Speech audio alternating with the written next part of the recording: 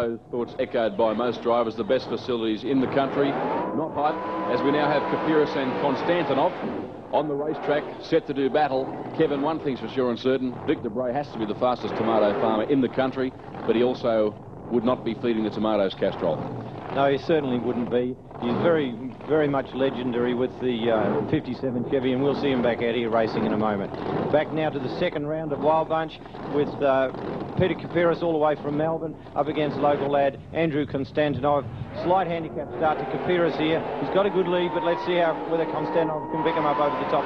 Going to be a good one. They're very even as they rocket up the quarter-mile drag strip here at Eastern Creek. It was Kapiris that went across the strike first, and in fact he will emerge victorious. 8.617 second, past 135.95 miles per hour. The motor race tantamount to the stringent and effective safety requirements of the Australian National Drag Racing Association. Improve on those great 770 times they ran yesterday.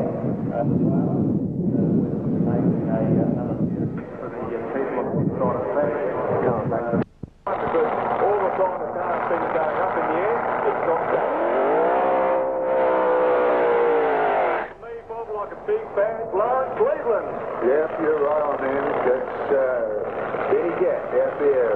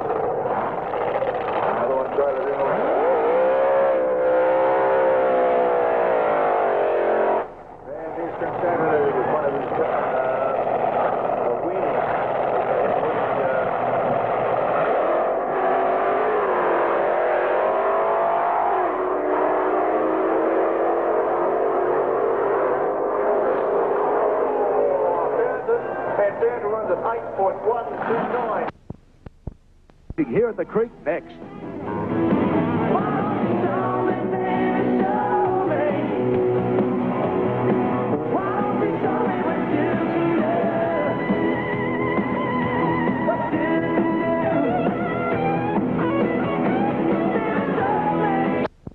Out of the Wild Bunch coming out. Look at this. Eastern Creek under lights. Crowds all pumped up. They love these cars here. Sensational scenes here at Eastern Creek. And a good match up here too, Milt. We've got Peter Caperi in the Beretta, that's the green car, and Andy Constantinu in the blue one. This will be good. Andy appears to be a fairly popular racer, Darren. Did you put that down to any particular reason or pair of reasons?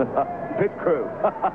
And you'll see what we mean in a moment. Here comes the pit crew. Watch this. Watch the crowd come alive here at Eastern Creek. Letting the smoke out of the car with the door open now, coming back on the one track, lining up. Pretty popular team here at Eastern Creek. Oh boy, the natives are loving this one. What drag racing's all about, believe you me. There's colour noise and a little bit of glamour to throw in as well. Peter Kapiris in the Beretta. Pretty green car, this one, Bill. What green car? Okay, wait for a start. The Wild Bunch ready to go here at Eastern Creek under lights. Big crowd. Away they go out of the hole. Oh, and really the Beretta got the jump there. Look at the HQ holding out of shape. Well out of it there. No doubt about that. Kapiris with a big run there. Blasting down to the business. Got out of the box very quickly. Let's have a look at the winning time. 156.36 mile an hour. Okay, the big... The Wild Bunch out for the semi-finals now. The crowd hanging around waiting for this. We've seen some big action from these cars. Yes, the Superformance 55 Chev adding to the action here. This is quite a twitchy unit, Darrell. It dances around under gear changes. And Abigail Giroux has become quite a superstar here tonight, backing up the car of Andy Constantinou. The crowds loved Abigail. I think Abigail's loved the crowd, actually. I don't think she's very shy of him at all. There she goes, backing up the car of Andy. Of course, the Holden. Andy Constantinou in the Holden, and Greg Thompson in the Superformance Chevy. And that's Greg Thompson there in the 55 Chevy. Chevy's got some soul. Okay, here they go. Oh, out of the hole, too. Have a look at that. And a good race this time, neck and neck. Chevy may have the gasket there. Oh, blast down the straightaway here. The 55 Chev of Greg Thompson. In the first of the semi-finals here for the Wild Bunch. Watch it again. Beautiful start. An incredible lead, and it ends up in an incredible lapse time into the sevens for the Superformance Chevy. A 7.91 and 172.35 miles an hour. With Ben Gadd and XA Falcon looking at the car there, up against Lucky Valeri. Victor Bray in the Castrol 57 Chevy, one of the most famous drag racing sedans of all time, and a crowd favourite. And your old mate, Darrell, Andrew Constantinou in the blue Holden. Constantinou, I'll get it right this time, Andrew. Don't worry about that. Andrew Constantinou. And he's brought his friends along again. Ah, yeah. That's the butcher, Andrew Constantinou from New South Wales, taking on Victor Bray, the legendary black car. Beside him, this will be a ripper 1-2. Watch Bray if it does the business, because it just leaps off the line. Let me tell you, this is the new version of what we saw last year, and that was sensational. Yes, for a tomato farmer, he's pretty quick. Set for a start. Here we go. Oh, beautiful. The butcher out of the box quick. Can he then pull back? Look at Bray. The butcher gets sideways, and Bray comes storming home. Oh, big run from Bray. Oh, late start, but didn't he come home? Good reaction time for Victor, a .46, runs a 7.94 at 177 miles an hour. And the butcher, he hasn't weighed in too well today, a 9.58 at 147. 177 mile an hour. Can you believe it? Replay. Let's see what went wrong. Milt. Well, of course, it's a handicap eliminator. The Victor getting the better start, a .46 and a .5 for Andy. But Andy just tap dancing around in the gear change there and getting a bit crossed up. Victor with the pedal on the middle all the way to the back door. Oh, it's solid, is it? When it comes home, just dead straight and fast. Beautiful.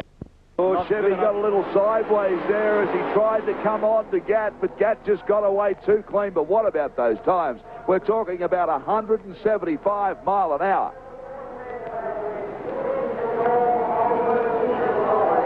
Andrew Constantinou, a guy who is noted for his performances on his track and his assistants that are endearing themselves to Darrell Eastlake. Yeah, who will forget?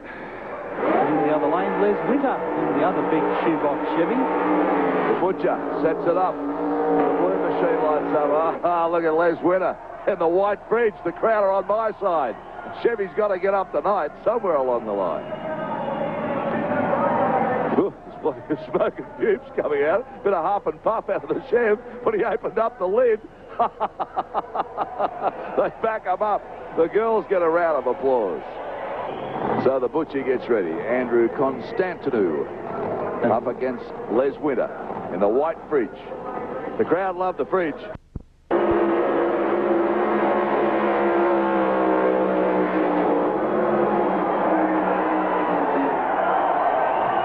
The Utes are out burning it up, and haven't they lit up the track? Have a listen to the crowd this time round. The greatest exponent of the Wild Bunch burnout, the man who put the wild into Wild Bunch, is Victor Bray in the Castrol 57 Chev with a massive burnout across the starting line with Jeff Devlin in the fireman's quickie in the other lane. Have a look at that for a car. Jeff Devlin, great stuff. ACT in the Holden. Oh, isn't this wild? The big Chevy, the Holden's gone. Away goes Bray, the Chevy now. Gets it a bit sideways. Oh, the Ute. I think it's going to hold on. Bray comes at him. Too late. Let's have a look at the times. Well, Devlin with a great performance here. He took on Bray, the big bad Bray, and boy, oh boy, his reaction time was just super. It was as good as you get. Bray come at him with everything he had, but the Ute too strong. They're really enjoying this racing.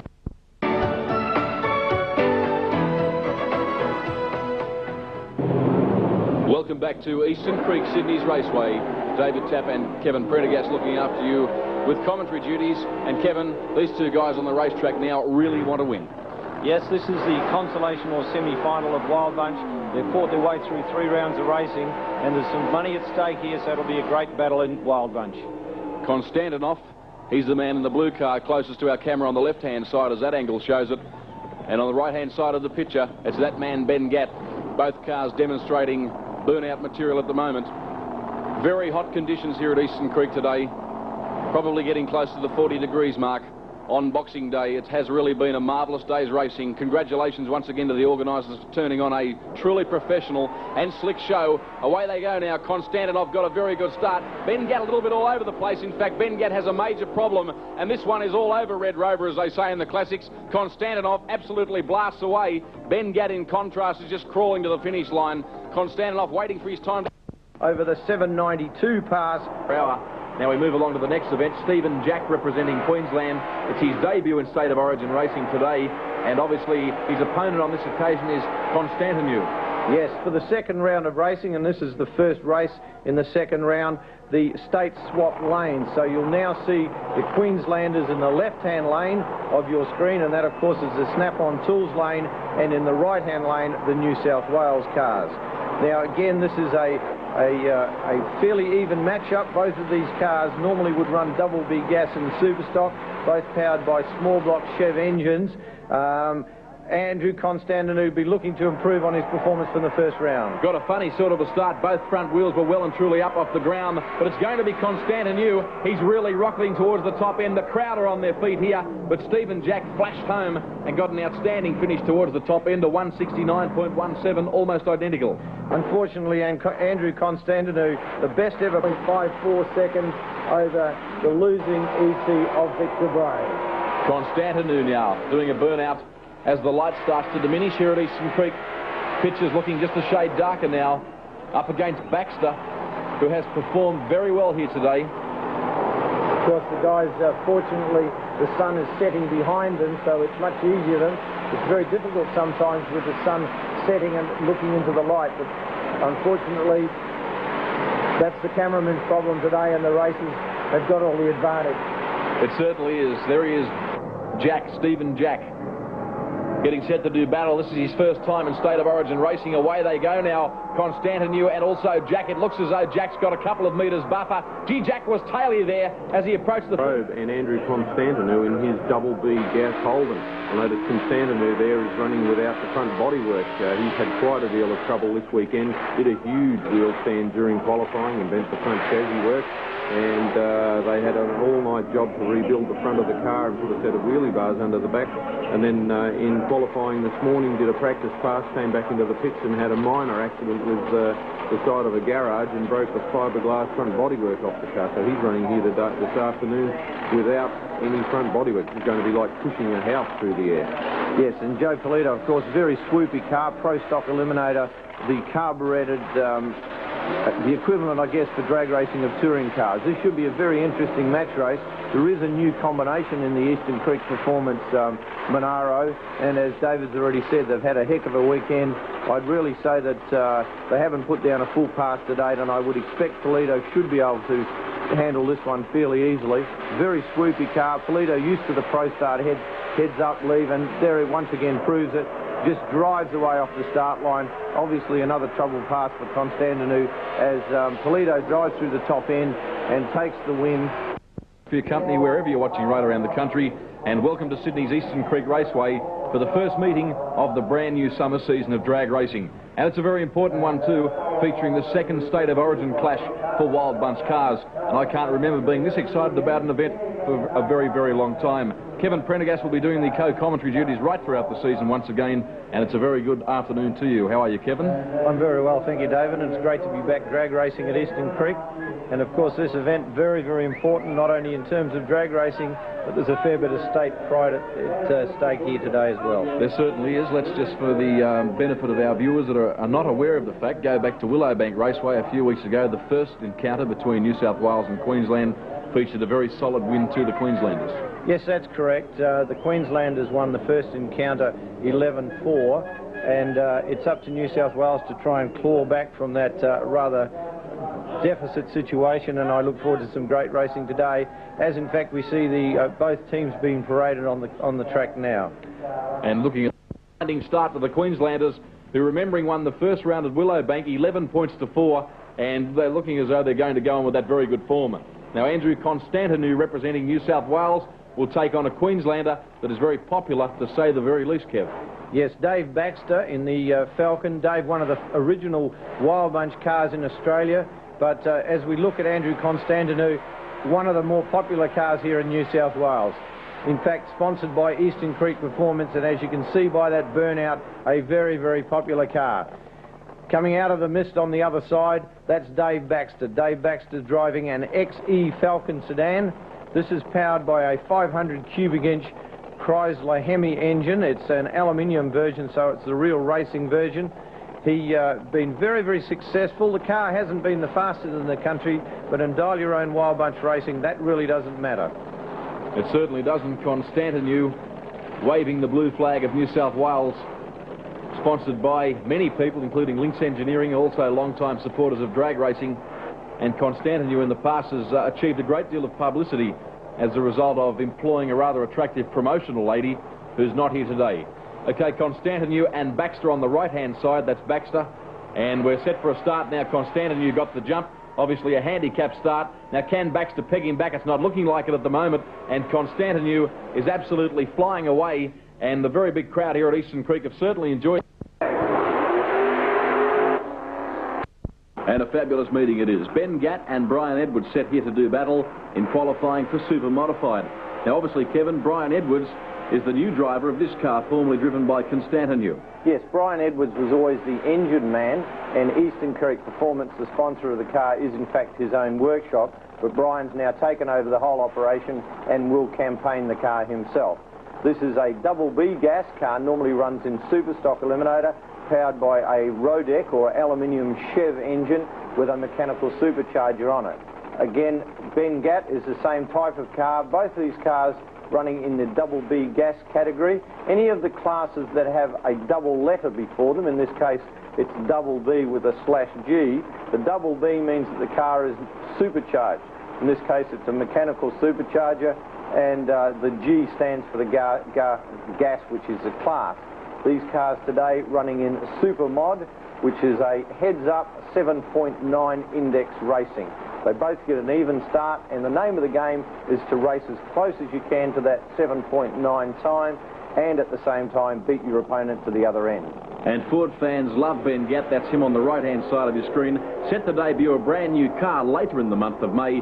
Away he goes. Oh, plenty of smoke there from Ben Gatt coming from beneath the big Ford. He unleashes the parachute, still gets down the racetrack though in fairly respectable time. A 7.99. Brian Edwards at 8.39. Yes, the 7.99 qualifies him fairly well. At this point he'd be in #1 qualifying position, remembering of course that the 7.90 is the ideal time. But I didn't like the amount of smoke coming out, and would be giving himself the odd kick or two for wasting such a good run on a red light. Second round here, that brings a dragster against the double B gasser, driven by Brian Edwards. Both of these contrasting cars. 790 is the index. Nice reverse gear there we see in front of Brian Edwards' car. It's a fuel-injected and supercharged Monaro gas car, normally class running in double B gas, today running in the 790 index. He'll be up against the dragster of... The dragster of Dennis Young, obviously sponsored by Restorer Dash and Victor. And I think the girls are indicating there that Brian's got a problem. Once again cleaning the windscreen of the the driver. The dragster, of course, when it does the burnout, because he's between the wheels, all of the rubber and water that comes off the tyres gets thrown on the screen, so they make sure they clean it. Yeah, very true. A fair bit of glamour here today at Eastern Creek, which is not unusual for this racetrack, or indeed drag racing right around the country. Always providing race fans with something a little extra to talk about and whistle about as Dennis Young goes by, and his time an 8.50 second pass at 167.04 miles per hour.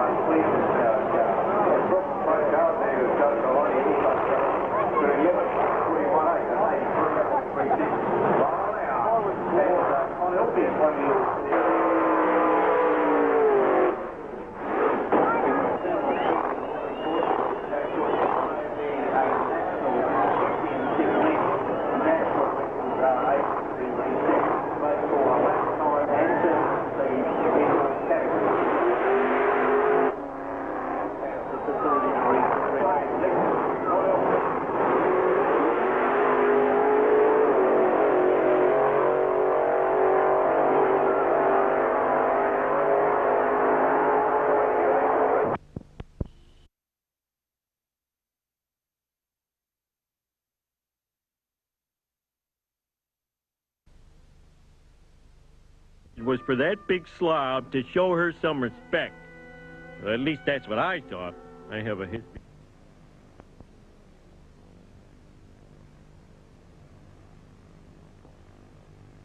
Sunday from 2:30 only on 10. Drag racing's annual Acceleration Celebration starts at Eastern Creek tomorrow. Over 13 varieties of awesome races chase the magical quarter-mile record for a share in $125,000 prize money and the national crown.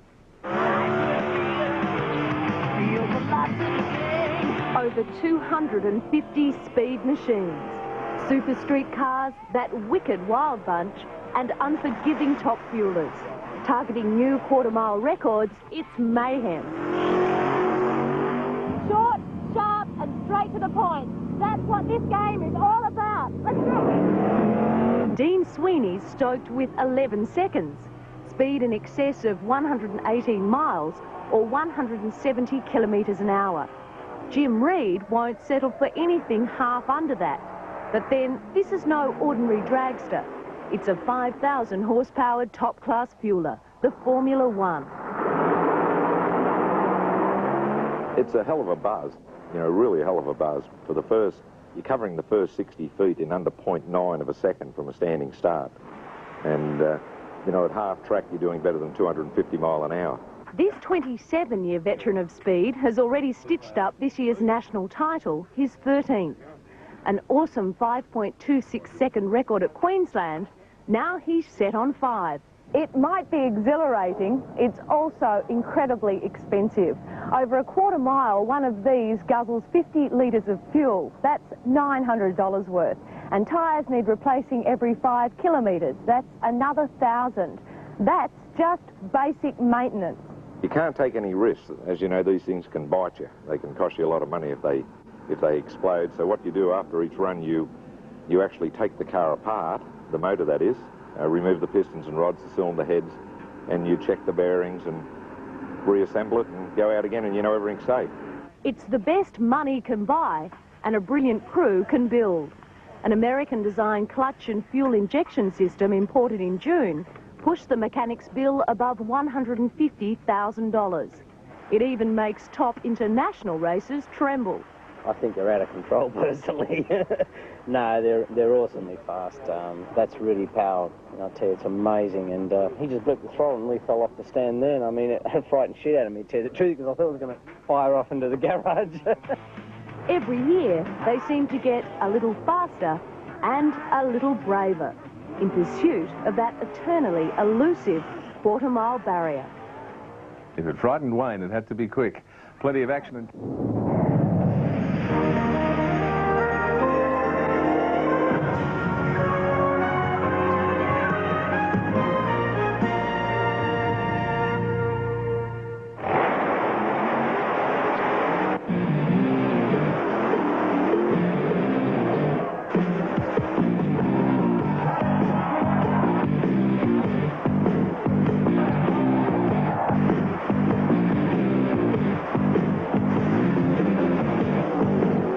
The Wild Bunch boys are back in town. On today's show, we take you drag racing to Sydney's Eastern Creek Raceway for State of Origin number 2. New South Wales and Queensland do battle in 1,500 horsepower supercharged sedan action. In State of Origin 1, the Queenslanders defeated New South Wales by 8 points to 4, but the Blues have vowed to fight back. Settle back, buckle up, as the Cockroaches and Cane Toads battle for bitumen supremacy. Yes, indeed, welcome to Sydney's Eastern Creek Raceway. I'm David Tapp, and it's nice to have your company for the first episode of Speed Machine, featuring the fabulous Wild Bunch cars. Kevin Prendergast, the New South Wales team, certainly have their backs to the wall. They certainly do. Coming into this event, the second in the 1993 series, they've got a 4-point deficit. The Queensland team is tough, but the New South Wales team are really out to win this event. Wild Bunch, one of the most popular categories in national drag racing. That man, Les Winter, represents Queensland, and he'll do battle with Alan Fountain, who hails from Gosford on the Central Coast. That's Fountain in the XF Falcon U. To start now, imminent red light, in fact, for Alan Fountain. Oh, Les Winter got right out of shape, actually crossed over, so Alan Fountain gets the automatic win. Alan Fountain cruises through with a 7.65 at 288 kilometres per hour. It won't be easy to find a winner here as Jeff Hislop lines up against John Payne, Kevin. No, John Payne from Queensland, one of the most experienced and longest-serving Wild Bunch members. This Corvette was specially built for Wild Bunch racing. On the other hand, Jeff Hislop in the blue Monaro has very experience in super sedan racing, but John Payne on the other side of the racetrack hails from Brisbane. Jeff Hislop from Emerton in Sydney, and this will be a great matchup. Handicap start conditions, Hislop got away very well. Oh, John Payne breaking traction. That's the second time in a row the Queenslanders have had problems in that lane. Jeff Hislop blasts through. An easy win, an 8.73 at 239.4 kilometres an hour. The start liners have been a little tricky ever since there was an oil down earlier on in the day. All right, Lindsay Churchill now against David Baxter. Again, very evenly matched. Probably Baxter the more experienced, though, Kevin. Yes, this is a good example of what Wild Bunch is about. We've got the 57 Chev, the Norma car driven by Lindsay Churchill you see on screen. It's the older style car up against the late model Ford sedan. These type of matchups give the crowd a brand identification, and of course the colour, the smoke and the noise. That's what Wild Bunch is all about. David Baxter.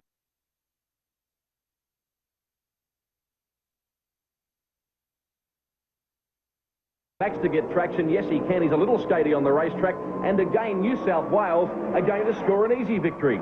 A great run from Lindsay Churchill there, an 8.98 at 265.77 kilometres per hour. Well, New South Wales have started in sensational fashion as we see Les Winter return against Andrew Keane. Yes, Andrew Keane, this is a little small block Tirana, one of the more popular cars here at Eastern Creek Raceway. But what can you say about the Winters Smash Repairs 56 Chev? A magnificent race car powered by a 520 cubic inch Rodex Chevrolet engine. There it is, the Flying Fridge, one of the most popular cars in Australian drag racing. Notice, of course, they've got Team Toad up against the windscreen to show where the loyalties lie. Andrew Keane gets the handicap start. Les Winter a little slow away. Or he puts the Chev on the wrong side of the racetrack. So Andrew Keane will blast away to an upset win. 9.42 seconds at 236 kilometres per hour. We're coming back with more State of Origin drag racing on the other side of this break.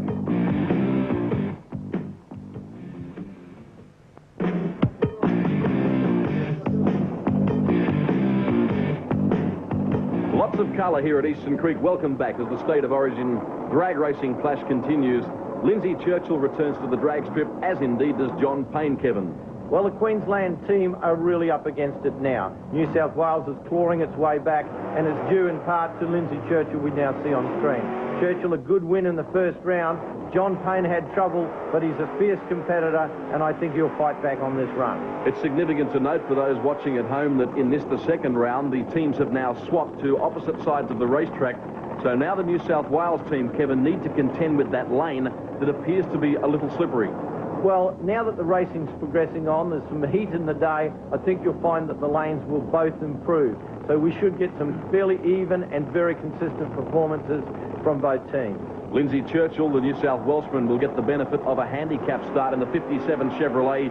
Away he goes. Oh, John Payne, the Queenslander, has jumped too soon. He's actually ran the red light. Payne is coming home very quickly, but it's all to no avail. Lindsay Churchill the win with an 8.69 at 266 kilometres an hour. He takes an excursion off the racetrack in the braking area, but unfortunately John Payne wasted a very good run with that red light.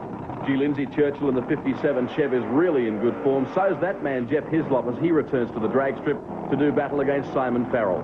Simon Farrell in the Monaro, a brand new combination, a supercharged big block Chev, some 8.5 litres, and he's up against Jeff Hislop in the Eastern Creek Performance Monaro. And as you can see, Hislop utilising a very effective reverse gear, Kevin. Yes, Wild Bunch is colourful, it's noisy, it's 1,500 horsepower engines in sedan bodies, so the cars are the sort of thing that the people on the hill can really relate to. Supercharged, alcohol burning, producing plenty of horsepower. In fact, around 3,000 horsepower set to ignite with this pairing. Heads up start, a red light by Jeff Hislop. Can you believe it? That means that Simon Farrell on the left-hand side of your screen only needs to complete a Sunday afternoon stroll and he'll take the win. Simon Farrell goes through for an 8.94 at 218 kilometres per hour, but based on the smoke coming from that engine, I think that would have been a very, very expensive run. Yes, I agree with you, Kevin. Bad luck indeed for Simon Farrell. We now advance to the next pairing, and the form man for New South Wales, Lindsay Churchill, returns to the drag strip to take on the Chevrolet pickup of Tony Harrington from Brisbane. As the burnouts are undertaken, of course, a most important part of drag racing. The burnout heats the tyres. It allows the vehicle to ensure that it's got the maximum traction to take care of the 1,500 horsepower that each of the cars produce.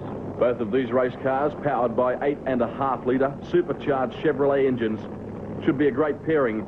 We trust you're enjoying Speed Machine, a new motorsport program that you can see right throughout the summer months on Nine's Wide World of Sports, featuring Australian motorsport, drag racing, speedway, and some other categories of national motor racing.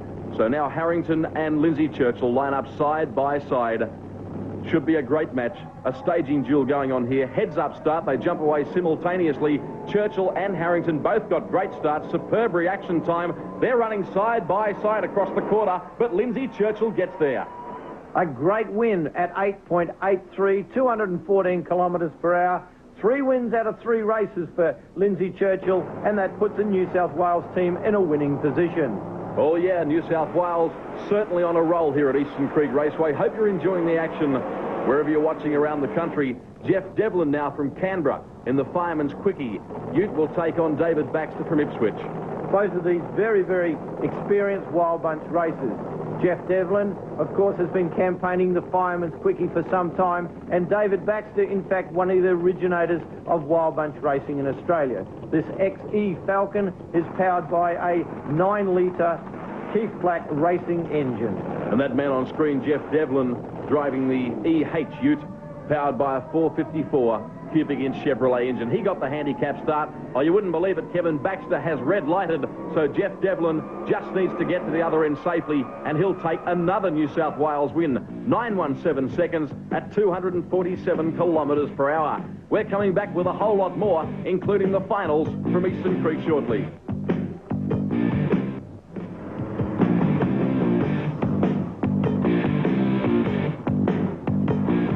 Horsepower set to unleash here at Eastern Creek Raceway as John Payne from Queensland lines up for battle against Andrew Keane. An interesting combination here. The street, almost standard appearing Tirana of Andrew Keane up against the very swoopy Corvette from Queensland. Andrew Keane in the small block Chev-powered Tirana has run a personal best of an 8.24 today, and John Payne really has been struggling with performance. But Payne's a fighter, and this will be a great run. Yes, Payne hasn't had a lot of luck today. Had traction problems and also broke out on another occasion. So Andrew Keane edges forward. John Payne now doing exactly the same. They line up side by side. We're certainly getting down to the business end of proceedings now.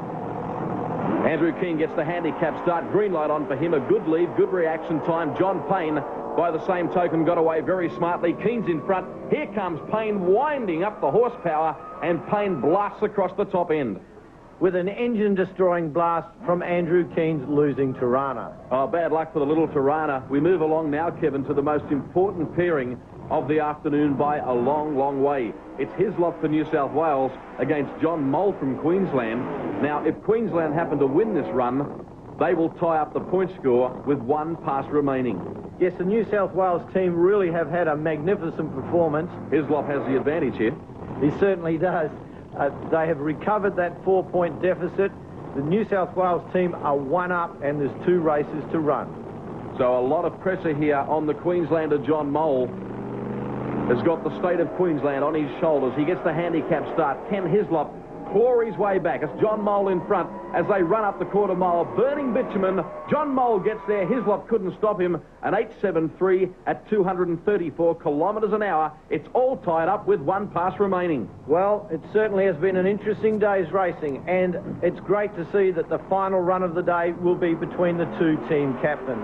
The scores are level. This one is for the money and the shield. Les Winter from Queensland, the captain, as you alluded to, Kevin, putting plenty of rubber down on the road. That's Ben Gatt, the New South Wales captain, on screen in the Ford, one of the most popular races in Australia for the last 2 decades. He certainly is, but unfortunately he has not had a good day to date. He's broken the transmission on the car, so he's making this final run with only 2nd and top gear. He's moved his handicap dial-in back to an 880, which is 1 second slower than he normally would be. It's going to be a very interesting race. The catch-up has got to come from Les Winter, who leaves last. So Ben Gatt will be looking for every ounce of horsepower out of that 351 Ford Cleveland engine. Away he goes. The man they call Gonzo. He got a good start. Can Les Winter run him down across the top end? Winter's very steady on the racetrack. Ben Gatt gets there first. Gatt's got there first, but he's broken out under the dial-your-own rules of this type of racing. Unfortunately, Gatt has gone quicker than his time, so he automatically loses. That means that the Queensland team and Les Winter win the race.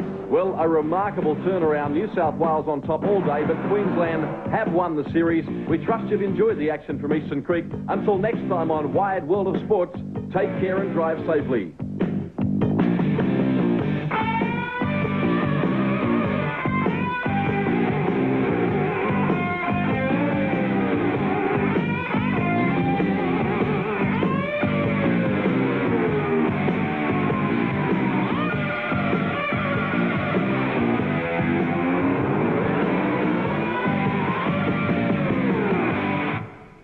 On a Current Affair Monday.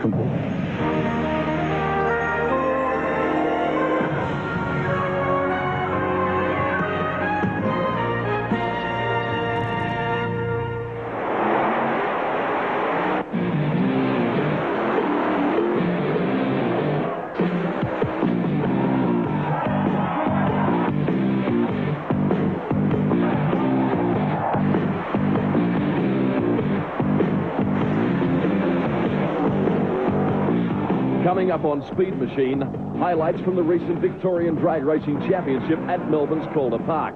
There's ground-pounding sedan action from the Wacky Wild Bunch and stars of Superstock. Hang on as the country's fastest Holden Sports and Chevs run the quarter mile at more than 300 kilometres per hour. Hello, I'm David Tapp. Nice to have your company and welcome to Calder Park Raceway in Melbourne under cool, overcast conditions. Following this afternoon's qualifying, Queensland's Victor Bray emerged fastest in the Wild Bunch category, and Gerald McDornan is now trackside with the big Queenslander. Victor Bray, congratulations. #1 qualifier again at Calder Park Raceway. How do you think you'll go tonight? We're going to give it a good shot. Bert Williams and George Close, we had a bit of bad luck this afternoon in qualifying. We got in under their skin and we hope to stay there for the rest of the night. You're a cult hero here in Melbourne and the world's fastest tomato farmer. What do you think you're going to give your fans? Well, we're here to take this meet now. We didn't come down here to mess about. The Melbourne boys have given me a bit of a touch-up in the past. Calder Park's an excellent racetrack with an excellent crowd down here, and we're down here to take this one out if we get half a chance. Yes, indeed, the #1 qualifier in Wild Bunch, Victor Bray, and you'd better believe it, he'll take a power of stopping tonight in the Victorian Drag Racing Championship. He's legendary for doing this. Big, smoky burnouts, generating plenty of heat in the rear tyres, and the 20,000-strong crowd rises one. Steve Betts, the motorsport manager from Calder Park Raceway, now joins me. What more can be said about Victor Bray? He is a true legend, David, and coming in right alongside him is one of the legends from South Australia, and Phil Rillotta, a guy from the streetcar scene, but now heavily into wild bunch racing. Phil Rillotta qualified for the meeting 6th fastest, so he's got a fairly daunting prospect ahead of him here as he lines up side by side against the world's fastest tomato farmer, Victor Bray. And the world's fastest 57 Chevy, just about. Well said. Perfect conditions for drag racing here tonight at Calder. This particular drag strip, well renowned for its traction. You're going to see that now. Rillotta gets the handicap start. Bray began very quickly. Victor Bray, all the horsepower in the world, drives by on the outside of Phil Rillotta, and Victor Bray across the strike. Takes the win with a 7.485 at 304 kilometres an hour. The big horsepower continues in round one of Wild Bunch. Lindsay Churchill, that's him on screen, against Mark Davidson. Mark Davidson in a beautiful little Gemini powered by a supercharged small block Chevy, and Norma, Lindsay Churchill, over there in the beautiful 57 Chevy in lane 2. Lindsay Churchill has been in outstanding form of late, was one of the star attractions in the recent State of Origin at Eastern Creek. Away they go. Davidson got the handicap start. Lindsay Churchill winding up the horsepower, and the Chevy's coming home like a rocket, thank you very much. Lindsay Churchill stops the clock with an 8.23 at 277 kilometres an hour. Oh yeah, great action and maximum traction coming from Calder Park tonight. Alan Fountain now in the XF Ute. He'll take on Ricky Montserrat. Should be a good matchup, Steve. Yeah, Ricky Montserrat in the Valvoline lane and Alan Fountain in the Yellow Terror lane in that flying hot cargo Ute. Yes, Fountain, that particular car, powered by a 482 cubic inch Keith Black engine, generates plenty of horsepower. Don't be surprised if you see him in the final tonight. Very, very consistent, always gets to the other end of the racetrack. Fantastic competitor too, David, now is Alan Fountain. He's really put on some great performances lately. Montserrat got the handicap start. Can Alan Fountain in the flying Ute run him down? Yes, he certainly can. In fact, he went by him that quickly that Montserrat almost caught pneumonia with the breeze. Alan Fountain with a 7.66 at 277 kilometres an hour. Two of the most spectacular guys in national drag racing now set to do battle. Ben Gatt from Sydney in the Falcon taking on Tony Harrington, the Queenslander, in the Chevrolet pickup. Ben Gatt, one of the all-time crowd favourites at Calder Park Raceway, and Tony Harrington from Queensland. Both these guys in excess of 30 years experience in drag racing, and what a fantastic pairing of this beautiful Ute takes on this two-door Falcon. Harrington will get the handicap start. Green light on for him now. Very good reaction time. So too was Ben Gatt. Gatt coming very quickly now. And a very close race at the finish, and Harrington takes the win because Ben Gatt has run quicker than his nominated time. Well, a boil over there. More drag racing coming up from Calder Park on the other side of this break.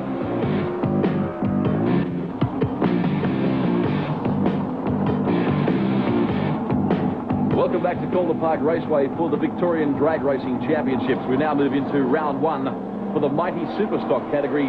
That man, Peter Taylor, will take on Hans Van Dyke, Steve Betts.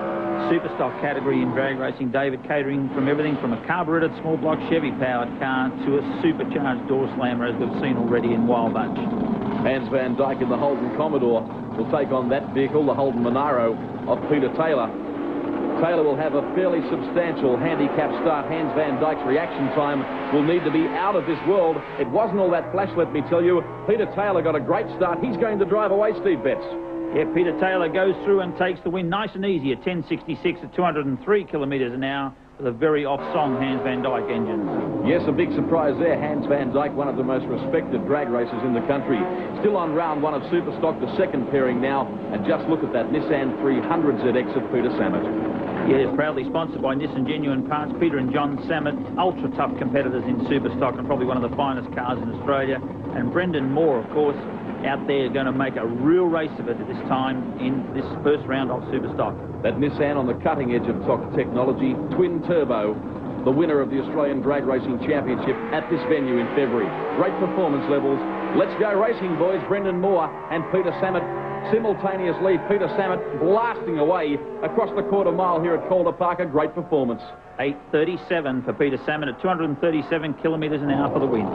Boy, oh boy. We now go back to Wild Bunch. Round two, Alan Fountain in the XF Falcon Ute back on the racetrack. Alan Fountain, sponsored by Holroyd Plumbing there, a brilliant motor car. And in alongside him comes Bert Williamson from Victoria, and this is one sensational Falcon EA model. Yes, powered by a 540 cubic inch Ford engine. So the battle of the forwards here.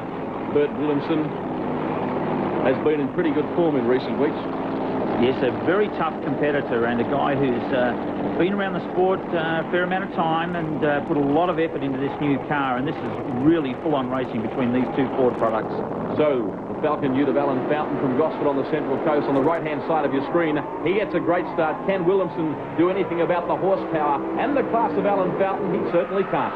Alan Fountain takes a nice win with a 764 at 288 kilometres an hour. Next pairing, the highly entertaining Lindsay Churchill comes back onto the drag strip up against Tony Harrington from Queensland. What a great matchup, Steve. Chevy versus Chevy here, David, on the Calder Park drag strip, and this will be a great run between these two cars. Only 0.75 the second handicap start going to Lindsay Churchill. Very hard to try and predict a winner here. Both drivers have really been in good form tonight, qualified fairly well. Lindsay Churchill qualifying 5th fastest. Harrington, I guess, not so well, qualifying 9th. Not well by his standards anyway. Lindsay Churchill sponsored by McLeod Chassis. This is one pretty 57 Chevy, but look at the car all the way down from Queensland of Tony Harrington, a beautiful C20 Chevrolet pickup, and this one powered by a big block Chevy. Steve, you might like to explain exactly as that car reverses. The gentleman in front of the car with his arms up in the air, what's he exactly doing? Well, the car has just done a burnout, which has laid down 2 nice hot rubber tracks down the track, and the guy in front is guiding him right back onto those hot rubber tracks for the maximum traction when he leaves the line. Horsepower unleashed. Tony Harrington handicap start. Lindsay Churchill in the 57 Chevrolet is taking a long time to get going. Harrington's going to get there in no uncertain terms. Tony Harrington for the win with an 887 at 226 kilometres an hour. Great drag racing from Calder Park Raceway, and now 2 of the heavy hitters in Wild Bunch competition. Victor Bray, you've already seen him tonight, set to unleash a mammoth burnout up against Benny Gatt. Just look at the smoke pouring out of the back of this Castrol car. Beautiful burnout, side by side by the Chevrolet Castrol car and Ben Gatt in the Ford-powered product. And this is a tough race between these two guys. The dial-in time, the handicap time, 7.60 for Ben Gatt and a 7.20 for Victor Bray in the Castrol Chevy. And Victor Bray, the top qualifier for the meeting. Ben Gatt qualifying in position 4. Don't let that concern you, Ben Gatt fans. He's beaten Victor Bray before, and he is certainly a man on a mission, Ben Gatt. Marginal handicap start to Gatt. He gets away. Victor Bray seeming to bog down there somewhat, and Ben Gatt with one of the biggest wins of his career. Ben Gatt takes the win in the Valvoline lane, 7.61 at 264 kilometres an hour. A lot more drag racing coming up very shortly.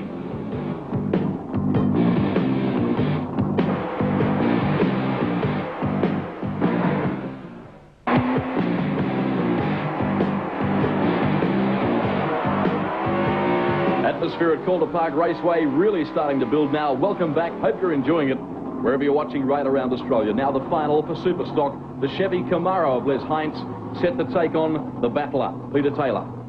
Yeah, this should be an extremely tough run. Les Heinz running under the record all day, should have this particular round of racing, the grand final of Superstock this weekend, in the bag. Peter Taylor, however, though, has been a tough competitor all night as well, David. Yes, he has. He's been getting the business done. Les Heinz certainly entitled to favouritism here, though, with no disrespect meant to Peter Taylor. We're not far away from a start in the final for Superstock Eliminator. Green light for Peter Taylor. He hole-shotted brilliantly there. Great reaction time. Oh, Les Heinz and the Camaro is all over the racetrack, and Peter Taylor is going to score an upset win here. Peter Taylor takes the win in the final of Superstock, 10.71 at 201 kilometres an hour. I can't believe it, quite frankly. A great performance by Peter Taylor, though. Well done. Now the all-important final for Wild Bunch, and Alan Fountain in the XF Falcon Ute will take on Tony Harrington, the Queenslander. And Steve Betts, no surprise to see these two here. This is a wonderful final, David, having the two Utes right in the final alongside each other. And, of course, Chevrolet versus Ford. Going on form, Alan Fountain would have to be entitled for favouritism, based on qualifying anyway, where he qualified 3rd fastest, whilst Tony Harrington qualified in a lowly 9th. The handicap difference between these two cars, David, is 1.15 seconds. The start will go to Tony Harrington in the Valvoline lane, and he'll be sitting there, or Alan Fountain will be sitting there for 1.15 seconds in the yellow Terra lane before he gets the green light. So this is going to make this race very interesting. That's 2 lights on the Christmas tree start to the car in lane 1. So a start in the Wild Bunch final imminent.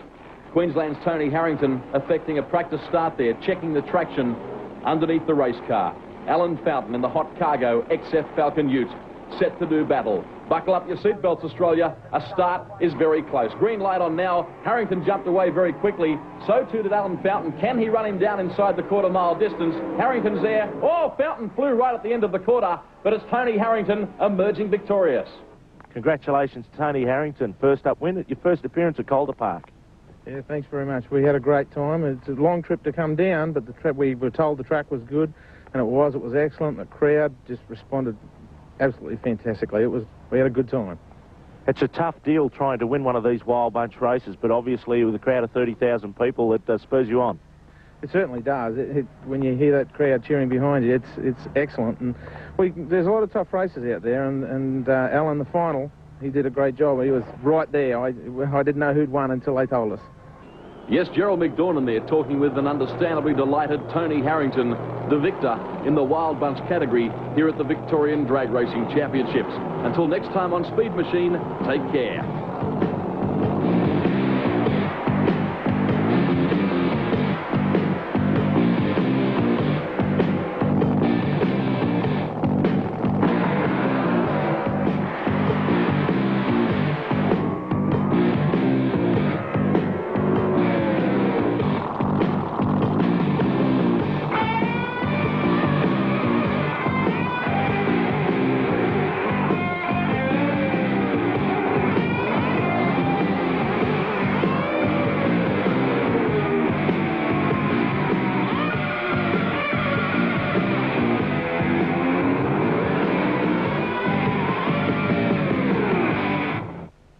On a Current Affair Monday. You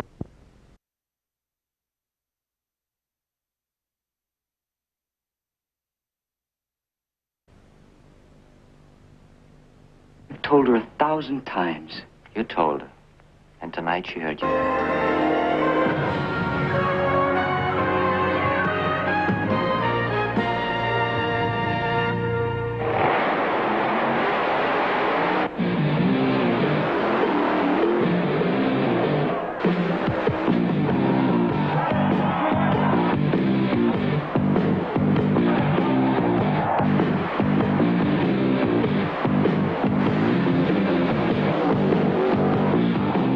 Castrol Speed Machine, highlights of the Australian Drag Racing Series Grand Final continue. Today's program features the bitumen-burning 2,000 horsepower top alcohol cars, providing a classic confrontation between dragster and funny car. Australia's hottest quarter-milers line up against former European champion Steve Reed. The Englishman leads by 200 points, heading into this the final round of the 1993 Australian Top Alcohol Championship. A huge crowd here at Eastern Creek for one of the most important drag racing events on the calendar. Hello, I'm David Tapp. Nice to have your company wherever you're watching around Australia. Top Alcohol, Kevin Prendergast, one of the most competitive divisions in national drag racing. Yes, after a year-long chase, this is the final round. The winner here will determine the champion. Currently, there are 3 competitors in this field that have a chance to win the Top Alcohol Championships. And I tell you what, by the time the day's over, the winner will have certainly earned that championship. A great category, bringing together the nation's best funny cars and dragsters. And you're looking at Sydney's Vic Baker on screen, who's had a fairly difficult season, obviously looking to make amends here in round 1. Yes, just qualifying for this field is certainly a task on its own. We started with 11 cars in Top Alcohol. There's 8 cars in the first round, so 3 haven't made the field. Vic qualified in number 7 position with a 6:51, and Stan Tyndall in the dragster, the number 3 position with a 6:32. This will be very, very close racing. Top Alcohol is renowned for its closeness, and this, the final round of the series, should produce the same. Vic Baker, magnificent-looking funny car, a Corvette Odyssey powered by a 318 cubic inch JP1 engine, simultaneous start. They both got away on fairly equal terms. The funny car has the best of it at the moment. Tyndall absolutely mowing him down when it's all over, but you'll find that Vic Baker goes through. Yes, a good win there for Vic Baker, an upset 6:49 win. So number 7 beats number 3. Certainly lots of close racing already. This is a track that many people have said in the past tends to suit dragsters a little more with the longer wheelbase. Vic Baker putting pay to that theory well and truly. We now move along to the next pairing. Steve Harker getting all crossed up. Very much out of shape. Yes, a really big burnout there from Harker. Harker is currently in the second position on the championship, so every win really counts here. He's up against the defending champion, Gary Phillips, but Phillips hasn't done a burnout. I think he's got a problem. Yes, he obviously has. Steve Harker gets the green light. Poor old Gary Phillips, defending national champion, really has major problems as Steve Harker in the Odyssey funny car blasts through with a 6.240 second pass at 358 kilometres per hour. He was really running up the track very quickly. We'll take a short break and come back with more of the Top Alcohol action very soon.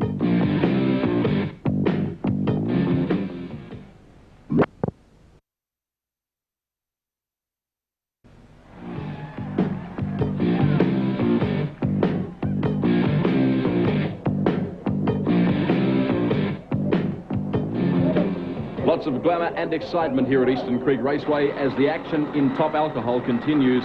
That man, Alan Dobson, hails from Western Australia, doing it in the Castrol funny car, and he'll take on John Noonan from Queensland. The West Australian funny car, backed by Castrol, is the fastest and quickest in Australia. It was the first ever in Australasia to go better than 6 seconds in Top Alcohol and has a best time of 5.90 at some 235 miles per hour. This weekend, they qualified in number 4 position, and they're up against John Noonan in the Top Gun dragster, looking very much like Darth Vader there, but that John Noonan qualified in the number 8 position with a 6.51.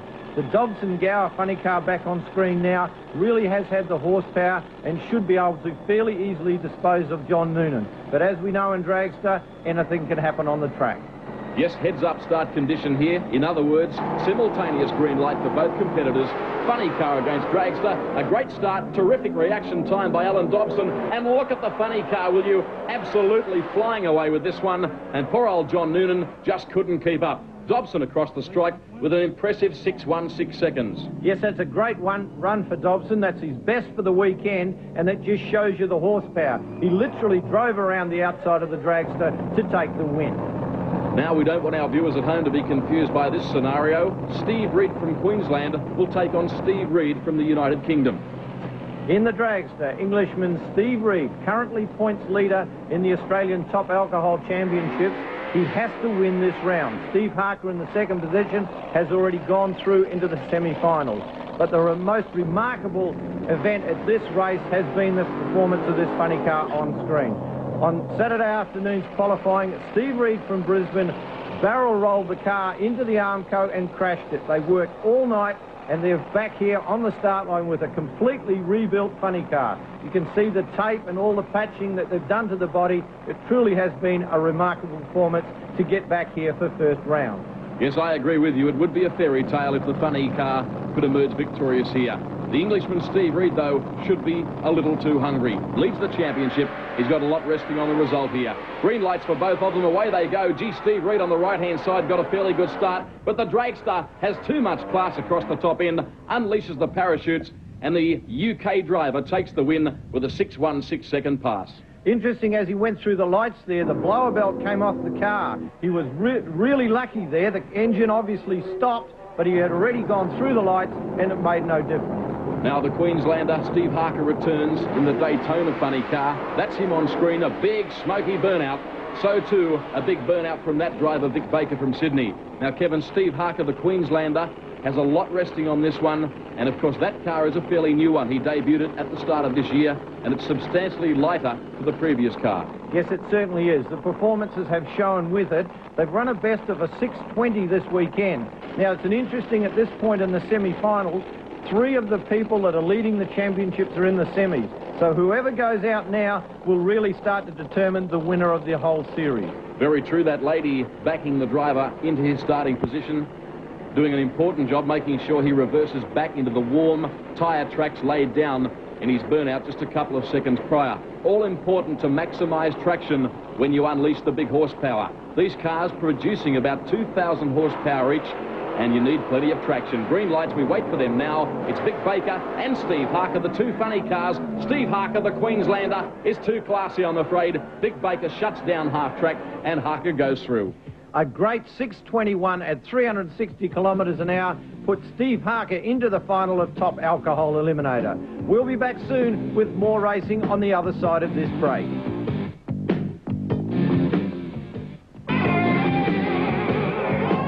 look at supreme concentration on the face of Perth's Alan Dobson as he lines up in the second of the top alcohol semi-finals. He'll take on the Englishman Steve Reid. Both of them, Kevin, have been in outstanding form, and it's pretty hard to find a winner here. Yes, it really is. The Englishman, of course, leads the championships, and he's determined to get to the final, but the performance levels of the Dobson funny car have certainly been there. They have been the most competitive team all year. It's just the circumstances with racing have meant that they're not quite far enough up in the points. Steve Reid from the UK needs to get to the final. He's had a lot of drama with the car, done a lot of damage. They worked overnight on Saturday night to completely rebuild the car after qualifying, but he's desperate to take the win. Yes, should be a super matchup, this one. The dragster against the funny car. You're looking at the former European champion from the United Kingdom, Steve Reid, who actually became the first driver outside America to run into the 5-second barrier in top alcohol. He's been commuting, Kevin, from England back to Australia every meeting here over the past 12 months in an effort to consolidate his position. Yes, he certainly has done. He's leading the points chase, but he needs to get to the final. And of course, Alan Dobson was the first in Australasia to run in the 5-second zone. So both of these competitors are very, very dedicated and have certainly had the funding and the racing to get to this level in Australia. Classic confrontation, which is what top alcohol racing is all about. Dragster against funny car. We're set for a start, a critical semi-final. It's the Englishman in the dragster, Steve Reid, blasting away from the funny car, and that might just be called an upset, I think. Yes, Steve Reid, a 6:23 at 359 kilometres per hour. A great win from him. Alan Dobson slipped back to a 6:50 for the lose. That means, look at Reid, he's jubilant. He knows he's got a shot at the title. He's got to defeat Steve Harker in the finals. Yes, the big crowd at Eastern Creek Raceway have been treated to a super day of the best drag racing this country can produce. Hope you've been enjoying it on Castrol Speed Machine right around Australia. Steve Harker now, a big smoky burnout from him, and Steve Reid returns. This is the final of top alcohol. Well, after 8 rounds of racing throughout Australia at every track, it's come down to the final pairing at the grand finals for 1993. This race will determine the Australian top alcohol champion, and it certainly will be a very close one. Steve Reid has battled mechanical damage all weekend, but he's in the final. Steve Harker has had the numbers on the board. He's run consistent 620s, but at this point in time, as we know in racing, either competitor could take the win. Yes, Reid in the dragster has also encountered a lot of tyre shake problems in previous months. Obviously now on top of that, or he's hoping so anyway, as he lines up in staging beside Steve Harker. It will be heads-up start. What will it be? Funny car or dragster? Away they go. Oh, the funny car got the best start. Steve Reid all over the racetrack. Harker stopping now, and the dragster rockets by on the outside with a miraculous win. What a race for the finals. Steve Reid, 681 for the win. He's the winner of the grand finals and the new Australian top alcohol champion. Well, Steve, in the final, the car looked a little skatey on the racetrack, but you still got the job done in the end. Yeah, I mean, I think luck was with us. It was one of those that obviously Steve, we knew he put a new blower on the car, and we had to step up on the power a little bit. And so we did. We didn't put enough clutch in the car, and all of a sudden it was the first shake we've had all weekend. Unfortunately, it came at the wrong time, but luck was with us, and Steve broke a blower bell. Most experts in drag racing suggest that Eastern Creek is a racetrack better suited to dragsters. I guess you're entitled to go along with that philosophy now. Oh, no. It's, I think it's proved, throughout the whole range of the series here, which has been over 8 meetings, funny cars have won 6 of the meetings. And so this is the first one for a dragster. You've contemplated basing your racing activities in Australia and perhaps conducting some training schools. Is it still part of your plans? Yes, it's. I'm just talking to the immigration people now about coming over on a distinguished talent visa and setting up a drag racing school similar along the lines of Frank Hawley in the States. During the winter months, it would be up in Brisbane at Willowbank Raceway, and during the summer months down at Calder Park in Melbourne. All right, congratulations once again. Well done. Thanks very much. A very professional Steve Reid finishing on top in the Top Alcohol Championship at the Australian Drag Racing Series Grand Final. Until next time on the program, take care and drive safely.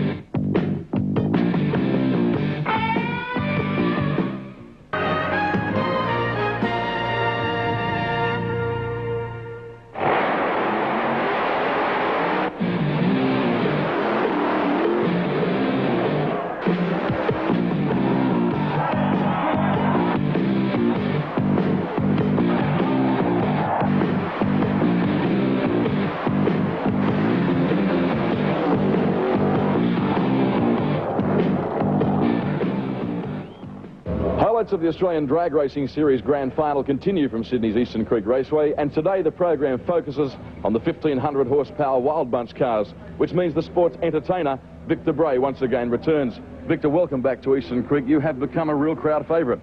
Yeah, Eastern Creek's had a pretty good crowd down here. They're always up there on the hill cheering and yelling, and if the weather stays good today, I think we're going to have a good day. You have become absolutely legendary for these world-famous burnouts of yours. How much do you spend on rear tyres? Well, the guys at Goodyear send me Christmas cards, let's leave it at that. What about the performance levels today? It's quite humid. Racetrack should provide traction. The track's had a new surface put down on it. Hopefully today we'll see some good numbers run. Yeah, the track was quite good. It's quite flat. It's been very well prepared by the staff here. And yeah, we're hoping for a pretty good day today. We have a slightly smaller engine today and a 4-speed gearbox, and like I said, we're just sort of feeling the new combination now a little bit, and a bit more weight in the car, but we'll see how it goes. A very big crowd at Eastern Creek Raceway, currently bathed in sunshine, waiting with no little expectation for the start of Superstock Eliminator. And the first pairing will see Victor Bray from Queensland up against Andrew Keane. And it's not a real easy one for Victor Bray, who this weekend runs in Double B gas. Yes, Victor competing in Superstock Eliminator, one of the most popular races in Australia, competes also in the Wild Bunch category, which has become one of the legends of Australian drag racing. Up against Andrew Keane, also running in Double B gas. Superstock Eliminator is a handicap class. It's a Group 2 racing category. There are a range of vehicles that we'll see on today's program, and all of these vehicles are equalised by a handicapping system. Currently, Victor is qualified in number 4 position on a Double B record, and he has a heads-up start in this instance up against Andrew Keane. Not far away from a start now, Superstock, one of the very fine categories in drag racing. We wait now for the start, and Andrew Keane in the red Tirana on the left-hand side of your screen. They leave simultaneously. A good start by both drivers. Victor Bray certainly had the better reaction time, and Victor Bray winds up the horsepower and blasts across the top end, a convincing winner. Yes, a great 772 at 292 kilometres an hour for the big 57 Chev. That puts him just over the national record and moves him into round 2. 2 New South Welshmen to do battle in the next pairing of Superstock. That man is Con Elfs on screen, and he'll take on the big black Monaro, driven by Riccardo Graziotto. Both of these cars running in the gas category. Superstock Eliminator has a variety of classes, and each of the classes is determined by a weight and handicap situation. In this case, the Monaro running in B gas, and Con Elf's Holden 1-tonner running in A gas. A slight handicap difference between the two of them, and Con Elf's was the higher qualifier in number 4 position. Yes, Graziotto gets a marginal handicap start. Look at the whole shot of the Holden 1-tonner with Elfs at the wheel, and he is really screaming away with this one. No answer to the horsepower of Con Elf's, who goes across the strike. Yes, Con Elf's goes through for a good win, 877 to move him into round 2.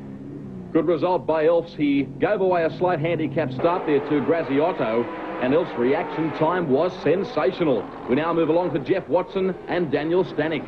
Now, this is an interesting pairing, and this is what Superstock's all about. On screen now, the Terry's Diffs and Chassis car driven by Daniel Stanek, running in Double B gas car. A national record of 762, and he's up against the little Austin Sprite of Jeff Watson from Queensland. And this little Sprite is a flyer. The Sprite gets the jump start. Stanek has given away a fairly big handicap. He won't get the job done. You'll find that Watson goes across the strike. Look at Stanek pouring it on when it was all over, but Watson will advance. Watson takes a win with an 8.91 second time. That's under the national record. It's a very, very fast car and qualified in number 2 position. Next pairing in round 1 of Superstock, Rob de Mamiel from Western Australia in the Chevrolet-powered Holden Calais. That's him on screen. Obviously, that guy is John Boscovich, and what a nicely turned-out car, and he got just a little out of shape there. Yes, that's a brand-new car. Rob de Mamiel across from Perth to run in B gas, qualified in number 7 position. John Boscovich now on screen, a brand new car, and in fact at this event has won the Best Appearing Car and Crew Award for this, the 1993 Australian Drag Racing Series Grand Final. And justifiably so, a magnificently turned out race car, the Chevrolet of John Boscovich, as you can see there, affecting a dry hop as they call it in drag racing, obviously checking the traction underneath the race car. We're not far away from a start now. De Mamiel in the Holden Calais gets the handicap start. Boscovich has to wait there. What would seem like Christmas for him. The Holden Calais has about 50 metres start. Unfortunately, Boscovich has lots of smoke coming out from under the bonnet, and the Calais with De Mamiel at the wheel takes a comfortable win. Yes, De Mamiel, a 9.42 for the win with Boscovich having engine problems. We'll be back soon with more Superstock action.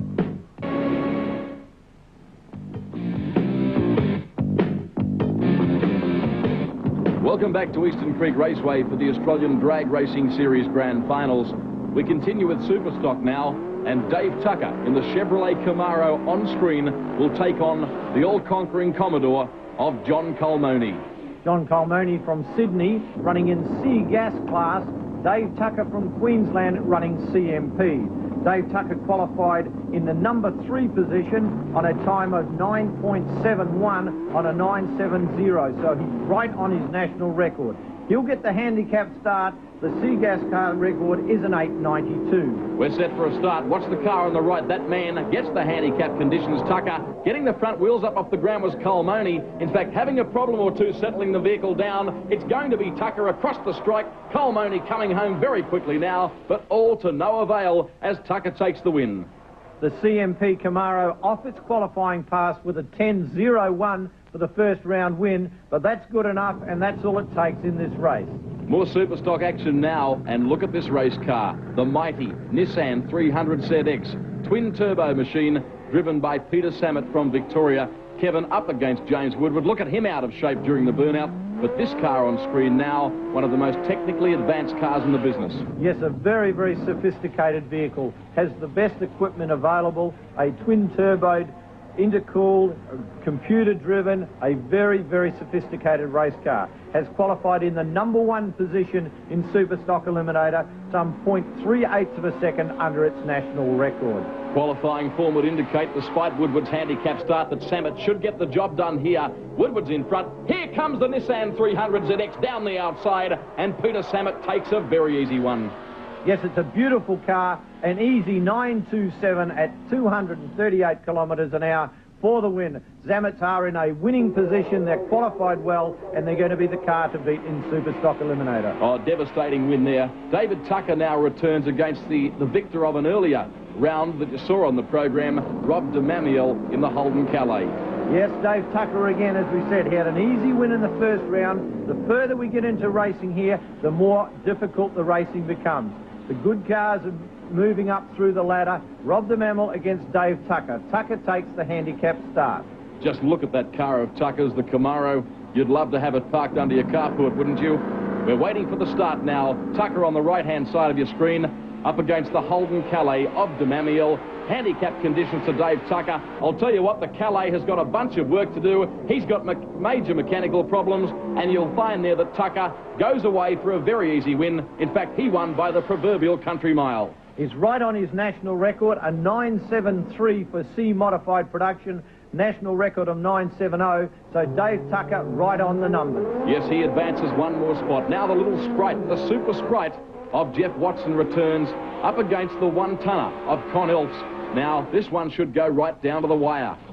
Con Elfs in A gas class, national record of 8.37, and Jeff Watson running in double D gas with a 9.01 record. So the little Austin Sprite will get the handicap start. Jeff Watson in the Sprite turbocharged Nissan engine, carrying the hopes of Queensland as he lines up beside the New South Welshman Con Elfs. Handicap start to Jeff Watson. The Sprite left the starting line like a rocket. Can Con Elfs run him down as they head towards the quarter mile? I don't think so. It's Jeff Watson convincingly across the strike. Yes, the little double D Gasso runs an 8.77, nearly 3/10 under the national record. This is going to be a very difficult car to beat in the finals of Superstock. Unbelievable result. Talking about unbelievable, here he comes, the entertainer of Superstock or Wild Bunch competition, Victor Bray in the Castrol Chevrolet, once again lighting up the rear tyres as only he can. And have a look at that man, Gary Tanner, all over the shop. Gary Tanner from South Australia, just showing what Superstock's all about. Lots of smoke, lots of burnouts, and a lot of colour. On screen, of course, Victor Bray, one of the legends of Australian drag racing. He's got to wait here on the handicap start. Gary Tanner running B modified production with a 9:56 national record. So the naturally aspirated Tirana of Gary Tanner gets a very big handicap start. The supercharged Chevrolet now getting the job done, and Bray gobbles him up that quickly. Poor old Tanner caught a cold with the breeze. A great win for Victor Bray, 7.68 seconds, right on his national record. A lot more door slamming action coming up on the other side of this break. 7:30 Wednesday, Our House is all just for you. With your most requested stories, including floor stenciling. Tomorrow at a top temperature of 24 degrees. All the details in Nightline tonight at 10:40.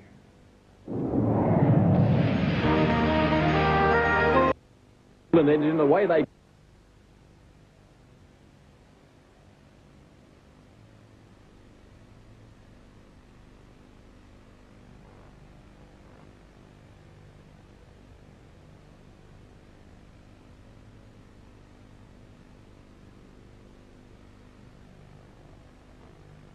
Giving you one of these 35mm cameras absolutely free, but only at Copper Art now. Welcome back to Sydney's Eastern Creek Raceway, the semi-final for Superstock Eliminator now coming your way. And Victor Bray, the world's fastest tomato farmer, will take on the might of the Sprite. Well, this is a good indication of what Superstock is about. 500 cubic inches of Castrol Chevrolet up against the turbocharged Nissan from Queensland. Jeff Watson, handicap start. The Sprite's gone. Can Victor Bray run him down inside the distance? I'll tell you what, it's not going to be easy. Jeff Watson is almost there. Victor Bray coming home very quickly now, but it's all too late, and Jeff Watson takes a great win. Yes, Watson once again under the national record with an 8.76. He moves into the final of Superstock. David Tucker now in the Chevrolet Camaro. Beautifully turned out machine to take on Ben Gatt from Sydney in the second semi-final. Ben Gatt, sponsored by Superflow Heads, a long-time favourite of drag racing crowds right around Australia.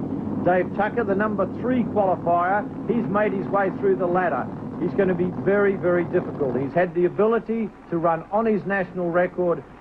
A big catch-up here for Ben Gatt. Yes, very much so. Gatt's car powered by a Cleveland engine. Away they go now. Dave Tucker got the handicap start. A big handicap it was too. Ben Gatt's reaction time was nothing flashy. In fact, a lot of smoke coming out the back of Gatt's car. And Dave Tucker will advance to the final of Superstock. Yes, Ben Gatt, obviously a big problem with the engine there. Dave Tucker will move through to take on Jeff Watson in the final. And what a final it promises to be. The very consistent David Tucker, who's had a great weekend here at Eastern Creek, will line up against that man, Jeff Watson, who qualified second fastest for the meeting and has already been under the national record today. The Sprite against the Camaro. Yes, a handicap start to the Camaro here. 970 record versus 901. The Sprite has been 3/10 under so far. Camaro got a great start. Reaction time outstanding by Jeff Watson. Look at the Sprite run down the outside. He takes the race lead, and Sprite will storm to take victory in the Superstock Eliminator category. A great win, a great event. Unfortunately, we're out of time. We look forward to you joining us next time round on Speed Machine.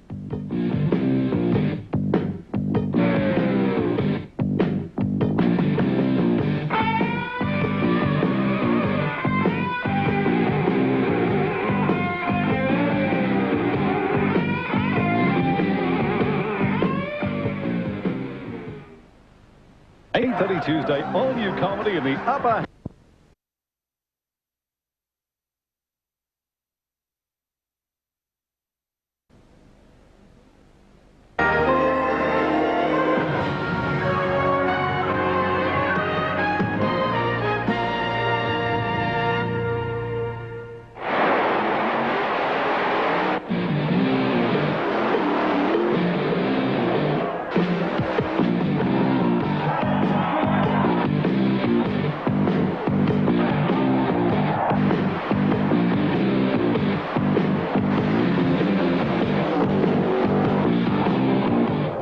Drag racing's great entertainers.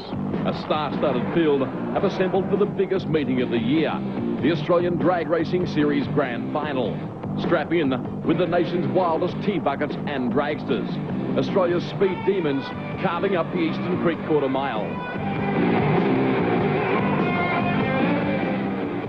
Yes, indeed, a lot riding on the results of this one, the Australian Drag Racing Series Grand Final. Hello, I'm David Tapp. Great to have your company, and welcome to our highlights of that prestigious event. All competitors racing for national glory and also for substantial prize money stakes. Kevin Prendergast's first pairing on the racetrack, Robert Millett to do battle against Davison. Yes, we're in Modified Eliminator, which is a Group 3 category. It's the basic way to go fast in drag racing. Altereds and dragsters, the traditional drag racing vehicles. Robert Millett from North Queensland, one of the most successful modified racers, and he's up against Alan Davison in the 27T Altered. These cars always create a lot of interest around racetracks, beautifully turned out, and as you've said, they take us right back to the beginning of drag racing. As they jump away, Davison got a good start. He's crossed over, in fact, you saw that from that back shot. He crossed over the white line, so Millett barnstorms towards the finish line and takes a very comfortable win.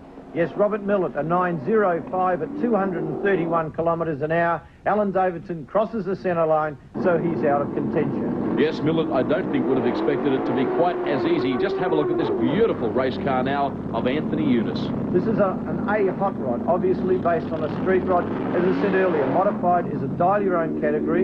It's bracket racing, handicap racing based on the performance of the individual vehicles. And there are a wide range of vehicles, a lot of interesting cars. In this case, the street rod now on screen, and that's up against a little motorcycle engine dragster Protest now on screen. That's David Lloyd, and Anthony Eunice is his opponent. We're not far away from a start now. Handicap start there, 10.80 is the handicap of the dragster, a 9.15 catch-up. And Eunice got a great start. Gee, sits up high in the race car. Lloyd now coming home very quickly, but you'll find Eunice might just get there. Lloyd flying at him when it's all over, but Eunice just holds on for the win. A great 10.87 seconds on a 10.80 dial-in. That's a good win for Anthony Eunice, and the dragster wasted a really good 460 reaction time. Some 28 cars started qualifying for Modified Eliminator, and as you can see on screen, a real variety. Yes, two very different looking cars. Gary Smith closest to your camera to take on John Copping. That's him. They are fairly equally matched in the performance level department, though, I can assure you of that. You'll find that Copping will get the benefit of the handicap start. Watch Smith get away from the line. That car possesses brute horsepower. Copping gets away. Green light now on for Smith, who seems to be struggling with control of that car. He's now winding up the horsepower. John Copping's just in front. Here comes Smith right down the outside. As they go to the line, John Copping just lasted. Yes, he just gets there with a 10.91. That just shows you how the handicap system equalises the performance of the two styles of vehicles. Oh, yeah, a very close one there, and we can expect a similar result this time round. Ian Seckold, that's him in the Chevrolet-powered dragster, to take on Dennis Gatt. Now, there is a name synonymous with national drag racing, also choosing to run a Chevrolet power plant. Yes, but both of the power plants are different in configuration. The Altered has a naturally aspirated or a carburetor on board, whereas the Seckold Zagadlo dragster now on screen has a mechanical supercharger and fuel injected. Ian Seckold drove this to number 2 qualifying position in this Modified Eliminator. A 9.65 handicap for the little Altered, so the dragster's got a fairly long wait. Gee, it's a pretty car, that Altered of Dennis Gatt. He gets the green light. Seckold seems to wait for quite a long time. Once he did get the green light, I'm not sure about his reaction time. Dennis Gatt's the race leader. Seckold now getting the job done when it counts across the strike, and Seckold takes a fine win with an 8.15 at 247 kilometres per hour. Stand by, we've got a lot more coming up on the other side of this break.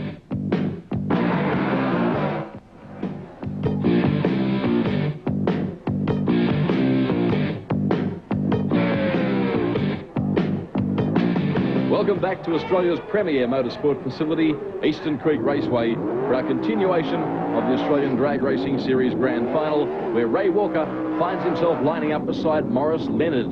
This is the first round of Competition Eliminator. Competition Eliminator, a Group 2 racing category, racing on national record handicaps. Once again, we have a variety of different classes.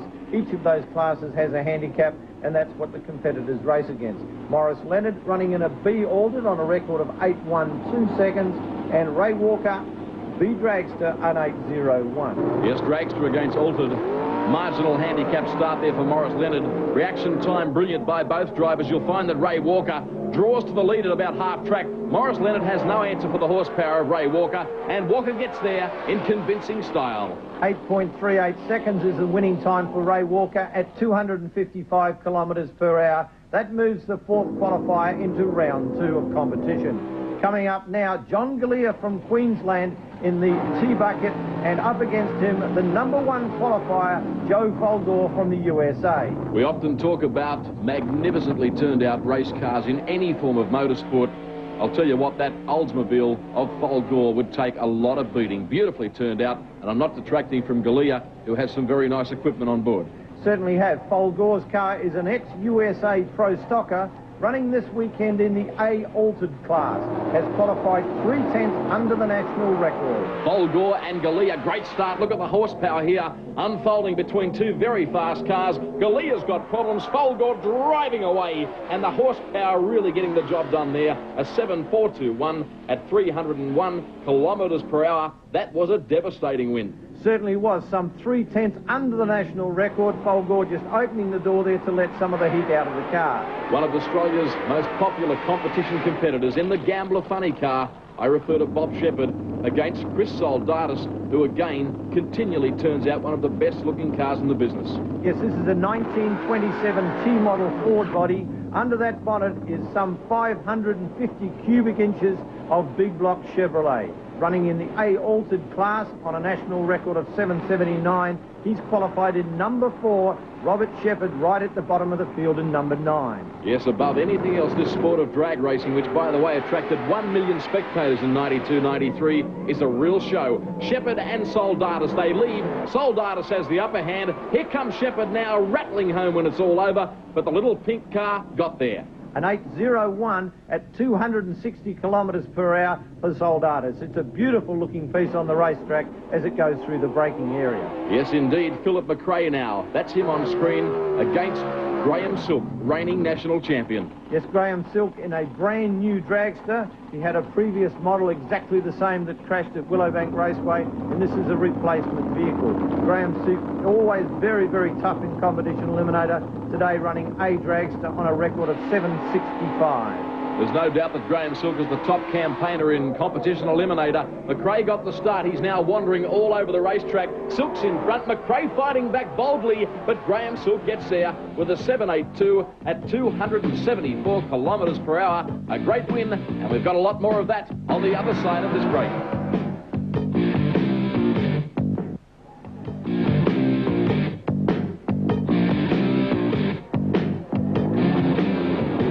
Welcome back to Sydney's Eastern Creek Raceway. Now semi-final time for competition eliminator. That man Graham Silk will line up beside the American sensation in the Oldsmobile, Joe Folgore.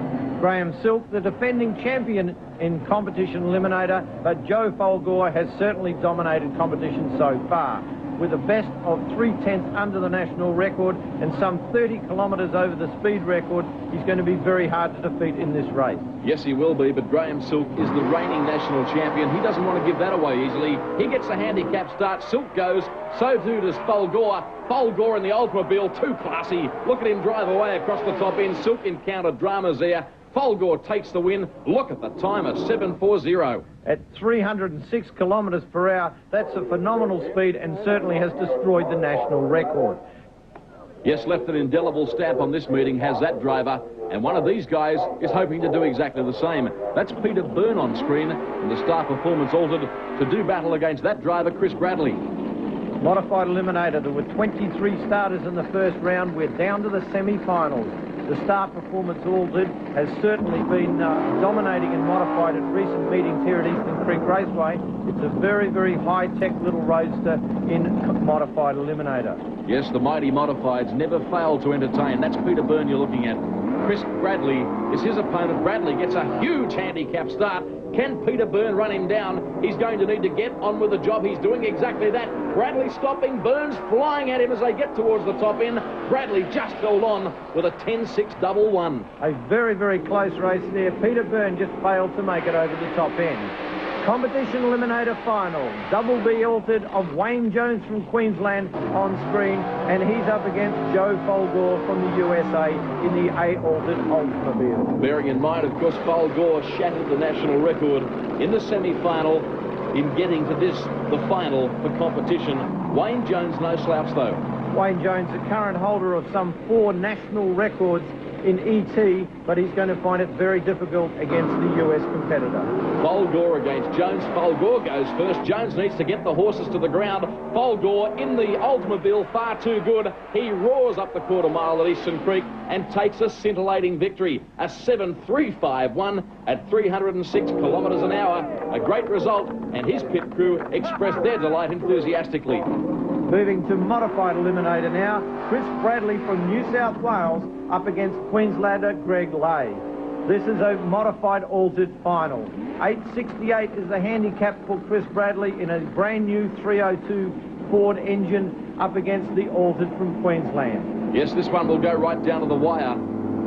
Lay and Bradley. Bradley on the left-hand side of your racetrack. Oh, he's red lighted. That means that Lay just has to get the accelerator down, have a very casual stroll up the racetrack. What an anti-climax for the final race. It's all over, and Lay is very happy inside the cockpit of that car. Takes a very easy win, 10.007 at 135 kilometres an hour. Hope you've enjoyed the highlights from the Australian Drag Racing Series Grand Final. It's a very good afternoon, everyone.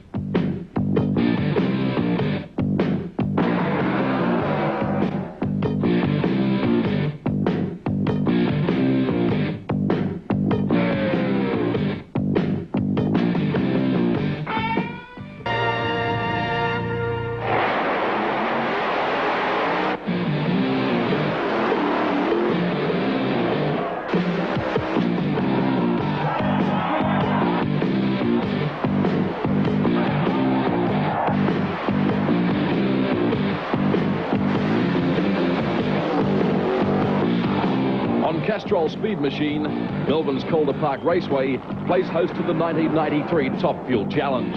Buckle up as the 4,500 horsepower Top Fuel dragsters light up the night sky. Plus there's hard-hitting action from those fabulous fire-breathing funny cars. Who will be the first Top Fuel driver to blast into the elusive 4-second barrier? This is 300 km/h action with maximum traction.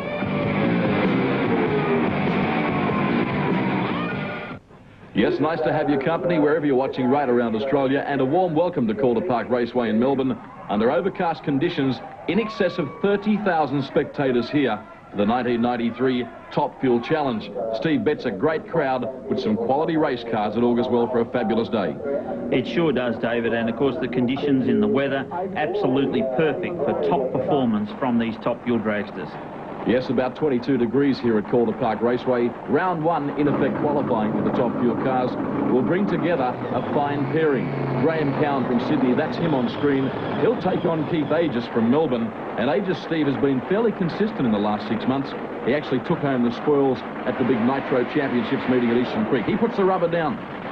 Yeah, Keith Aegis, of course, one of the guys who have kept consistent performance, but now has switched to a brand new combination in his Top Fuel engine. Twin magnetos, twin fuel pumps, and that really changes things in these cars, David. At the top of the program, I was talking about the elusive 4-second barrier. That is really what Top Fuel racing in this country is all about, with all the guys very keen to drive into that historic time barrier. Absolutely. It's been a barrier which has been broken in the US and is now the target for all the Australian Top Fuel drivers, but certainly the man from Rocket Industries right on screen now, Graham Cowan, is the man that's probably most capable of doing it, has all the right equipment with the right people, and he certainly is the driver capable of doing it. He certainly is. Traction outstanding at this racetrack. We're set for a start in round 1. Graham Cowan on the right-hand side of your screen. Great hole shot from him. Superb reaction time, and look at Graham Cowan making every use of 4,500 horsepower, through with a 5.144. Look at that time. Absolutely unbelievable, and a .905 60-footer for Graham Cowan. That is spectacular. Jubilation down on the start line. That is the fastest time ever recorded in this country by a Top Fuel car.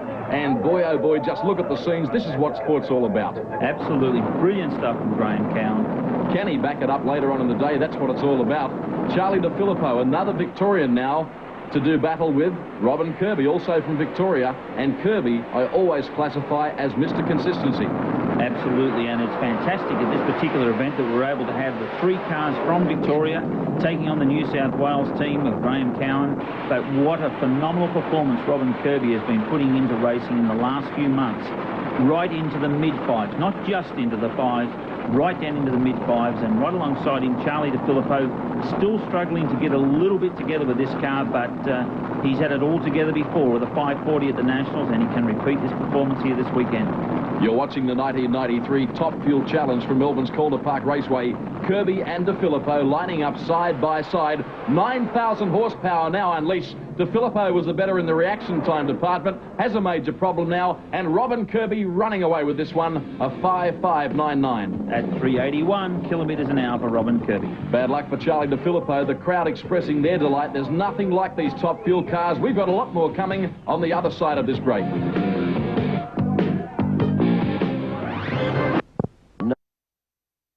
Guaranteed. You can't go past Ultratune.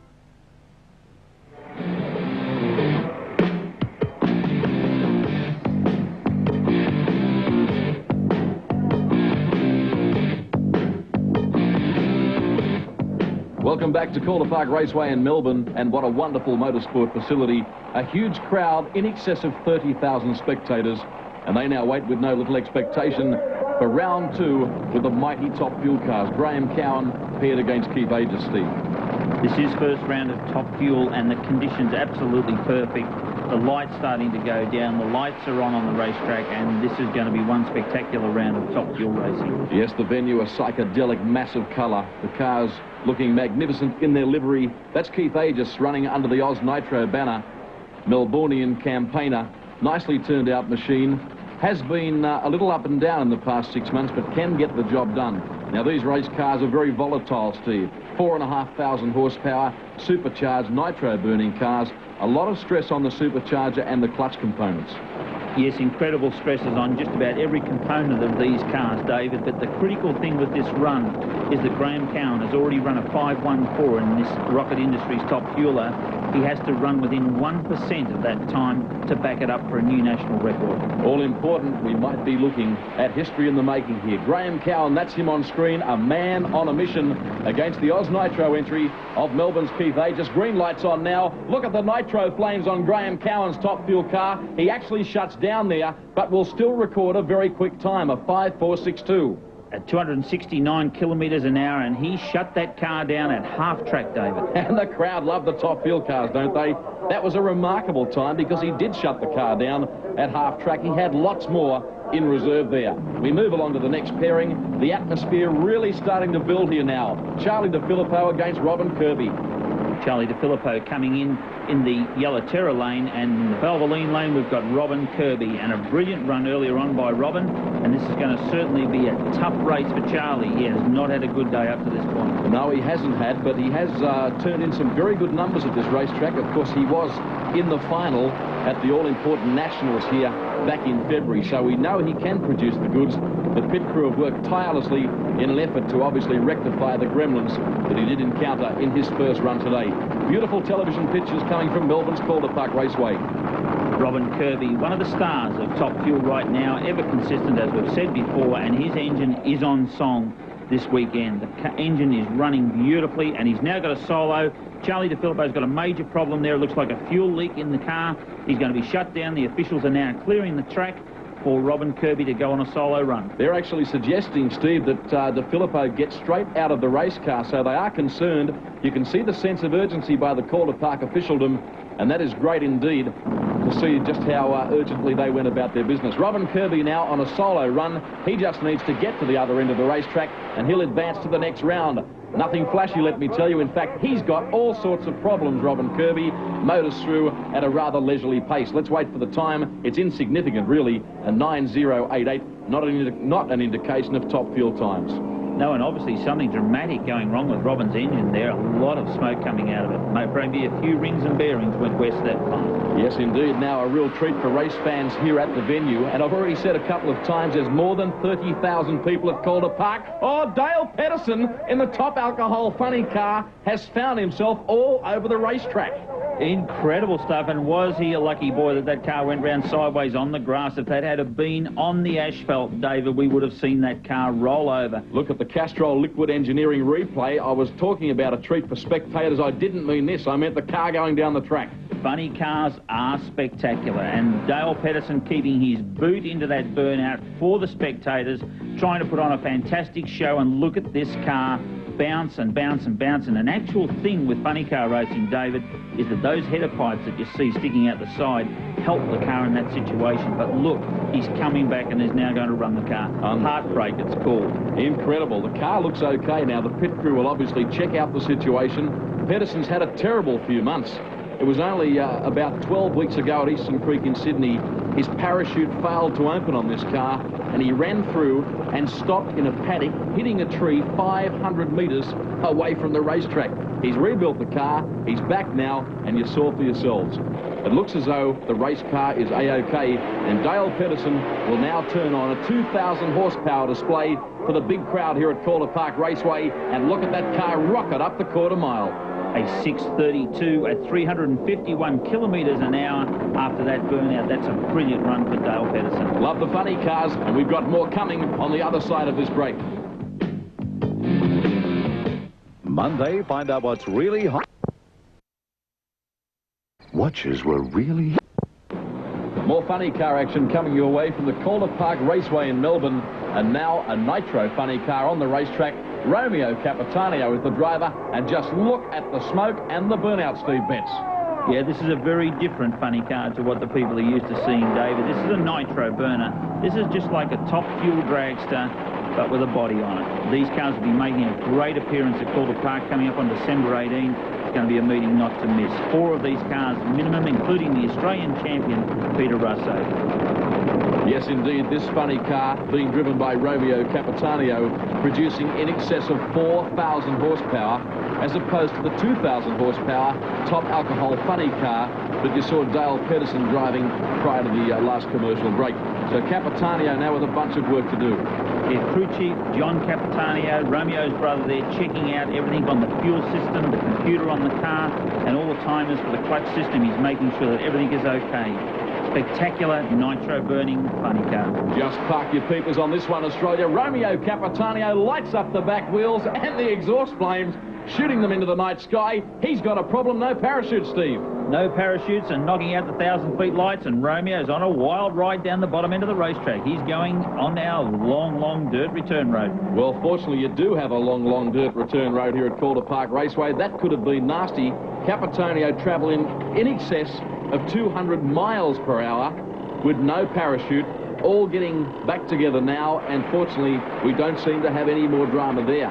0.923 60-foot time for Romeo. That was at least a 5:20 quarter-mile run. Brilliant stuff. Back to top fuel. Top fuel final, and not surprisingly, Graham Cowan lines up with Robin Kirby. Cowan now through the burnout procedure. All important, laying down plenty of rubber on the racetrack, and Cowan using plenty of high-tech computerization. But Cowan with a problem, David. You can see the fuel on the racetrack in lane 2. He's got some problem in the fuel system, the high-tech computer controls of this car, something going wrong on this particular run. Kirby, however, backing back into the Valvoline lane, ready for a solo run for the final. Well, that is a major letdown. All indications were that Graham Cowan was on line for a 4-second pass. Mechanical woes intervening. Robin Kirby a solo pass. The 30,000 fans here are feeling a little disappointed, and Robin Kirby now has mechanical woes of his own, and he'll complete a rather leisurely stroll down the Calder Park quarter mile. Robin Kirby, by the same token, wins Top Fuel Eliminator. Graham Cowan beat you at Sydney's Eastern Creek Raceway just 2 weeks ago at the Australian Drag Racing Series Grand Finals. So it's good to be 1-1 with the guy who's now the quickest person ever in Australian drag racing. Look, I said a long time ago, and I think it was at Willowbank in Queensland, that it doesn't matter how big you are, the big guys fall, and so long as you remain pretty consistent and you can have the car ready for each round and you can run it down the track, you've got a good show of getting into the final. Gerald McDornan with Robin Kirby, the winner of the 1993 Top Fuel Challenge. On behalf of your commentary team, comprising David Tapp and Steve Betts, and the entire crew, take care and drive safely.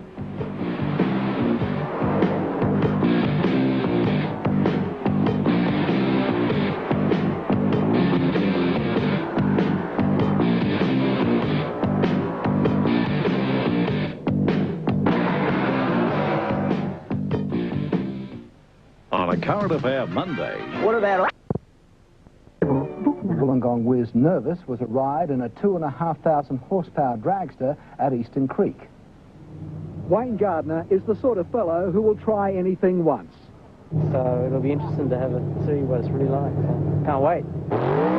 Test day at the Creek for this weekend's Top Fuel Drag Grand Final was an opportunity too good to miss. In the passenger seat of a 55 Chevy, Gardner got the quickest straight-line trip of his life. Driving touring cars is not quite like this. I think they're out of control, personally. While other competitors on bikes and in cars that wouldn't be out of place in a Mad Max movie continued testing, Gardner then sat behind the wheel of a Jim Reed 4,000 horsepower dragster. Just idling made him nervous. Reed hopes to become the first Australian to break 400 metres in 5 seconds. It's a trip Gardner's happy not to take. And he just blipped the throttle and nearly fell off the stand then. I mean, it frightened out of me, to tell you the truth, because I thought it was going to fire off into the garage. Yes, I think he was scared. I thought that's what he said. On the stock market, they all...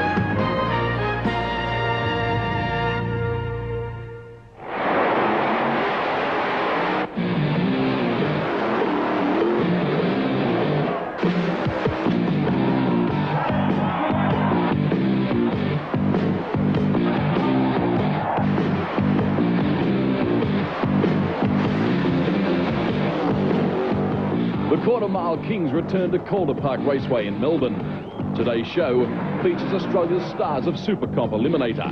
There's door slam and sedans, radical roadsters, dragsters and T-buckets. Speed Machine presents the Drag Racing Shootout of the Year.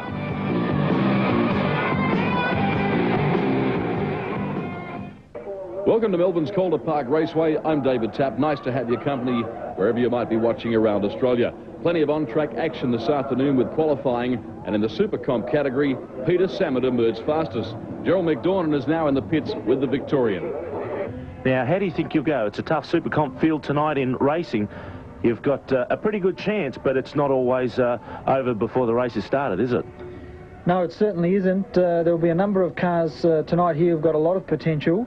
Bruno's car, I think, an American Pro Stock car, has got a lot of potential. It ran very well at the ADR Grand Finals, and we're going to certainly try our best, and who knows, in the final we might have to put a little bit more than we normally do in it if we get that far. Yes, Peter Samet, he'll be a difficult man to stop here at Calder Park Raceway, the top qualifier in Super Comp Eliminator on his home track. First pairing now for Super Comp. That man, Tom Easton, will do battle against the dragster being driven by Wayne Top. Steve Betts now joins me, the motorsport manager from Calder Park Raceway. Super Comp, Steve, a great category, something for everybody.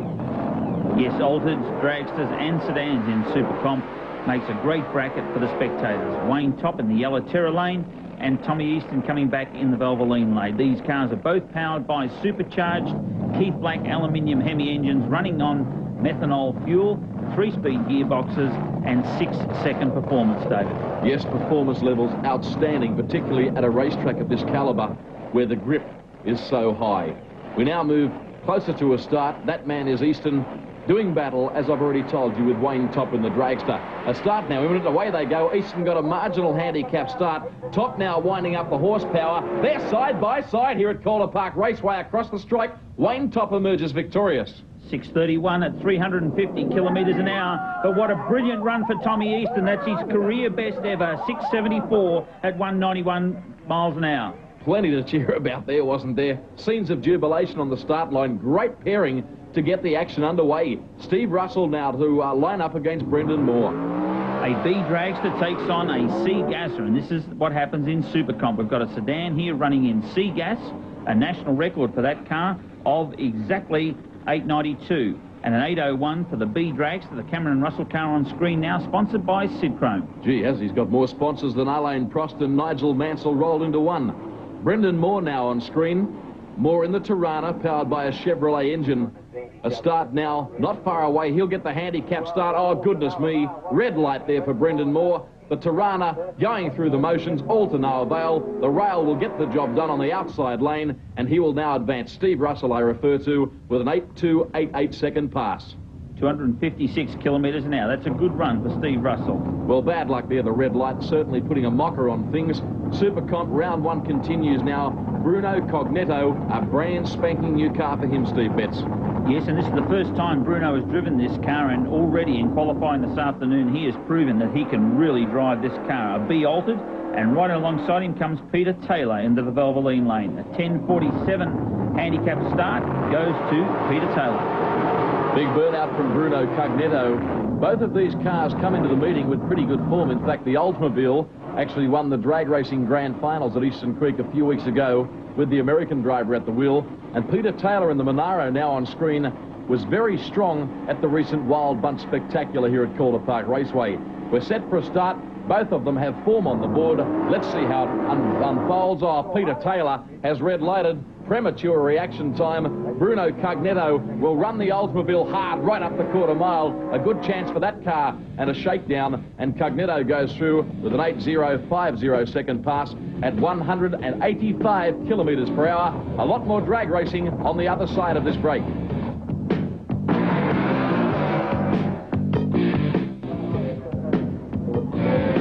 Melbourne's Calder Park Raceway, the venue for the 1993 Super Comp drag racing shootout.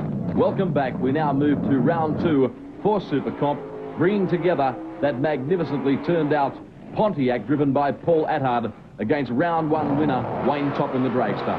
This is an A gasser taking on a double A dragster, David, and the difference in the handicap between these two cars is over 2 seconds.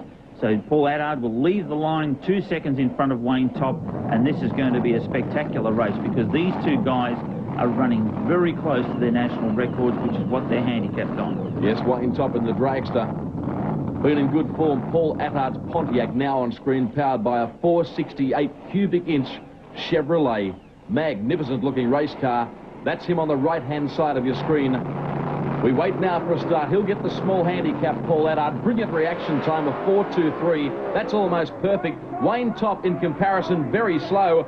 Paul Attard is going to scorch away with this one, and what an upset that is. Paul Attard across the strike with an 8.525. At 257 kilometres an hour. That race won on the start line, David. Brilliant start. A 0.400 is perfect reaction time in drag racing. Attard with a 4.23. Next round brings together the top qualifier, Peter Samet, in that twin-turbo Nissan 300ZX, doing battle against the rail entry of Steve Russell. These two cars, a double D gasser is the Peter Samet car, and a B dragster is Steve Russell's car. The handicap difference, once again, a little bit shorter this time, 0.7 of a second difference, and the start will go to Peter Samet in the Valvoline lane. That Nissan car, driven by Peter Samet, has really created a lot of interest in national drag racing. When it burst onto the scene several months ago now, has carried all before him. He'll get the handicap start. Peter Samet's gone.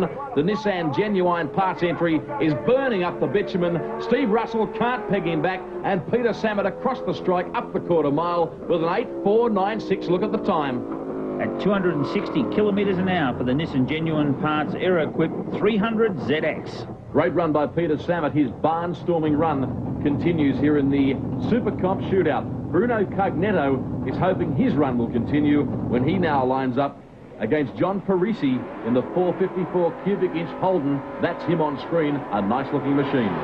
An 8.12 handicap for Bruno in the lane 2 and a 10.05 for John Parisi in lane 1. That means a handicap difference of about 1.9 seconds. Yes, should be an interesting sprint up the Calder Park quarter mile. Bruno Cognetto, repeating for you in case you've just tuned in, only recently bought this car over from the United States, and this is in fact his first drive in the machine. He's done a great job thus far. So Cognetto now lining up against John Parisi.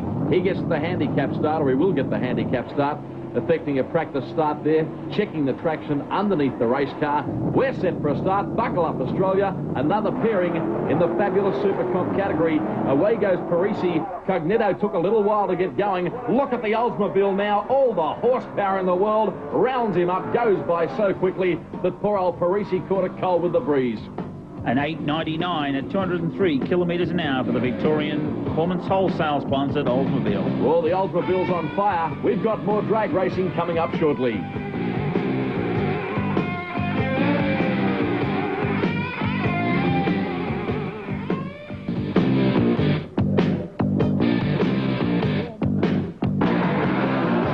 Welcome back to Calder Park Raceway in Melbourne. Great to have your company wherever you might be watching. Semi-final time now for Super Comp, bringing together that man on screen, Peter Samet, in the Nissan 300 ZX. He'll line up against Paul Attard in that beautifully turned out Pontiac, Steve. Yes, the Double D gasser of Peter Samet will receive 0.4 of a second handicap start in this particular race, David. This will be very, very competitive run between these two cars.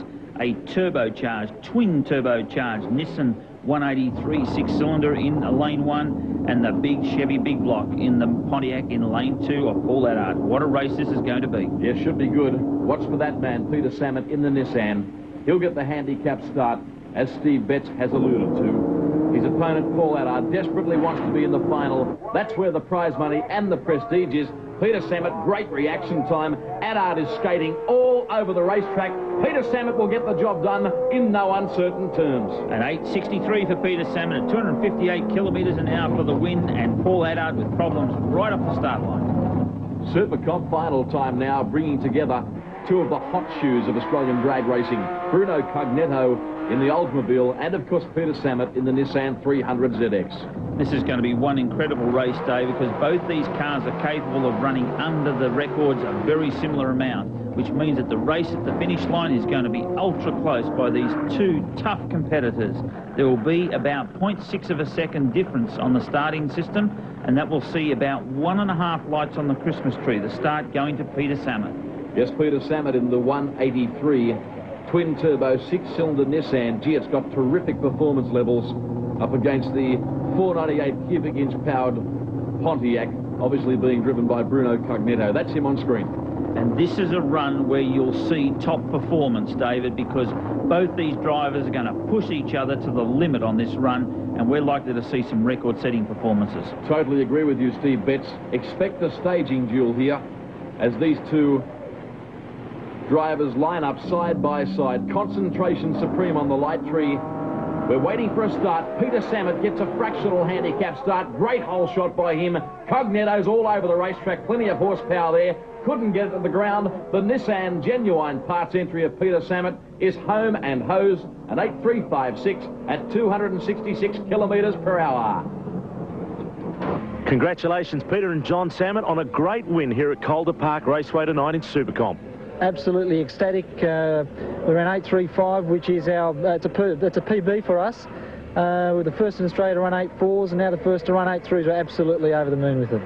Well, that's great. And John Samet, of course, you're the crew chief to brother Peter. An 8.35 in the final, the quickest ever double D gas pass in Australian history. You've got to be pleased. Yes, I am, Gerald. Actually, as Peter said, I am very, very ecstatic. I had about half a pound more in the tyres, and it seemed to have worked. The car went straight as a die. It didn't miss a little bit. The fuel settings were correct. All I can say is keep it going. Yes, the smiling Samet brothers emerging victorious here at the Calder Park Raceway. Unfortunately, time has now beaten us. Make sure you join us next time on Castrol Speed Machine.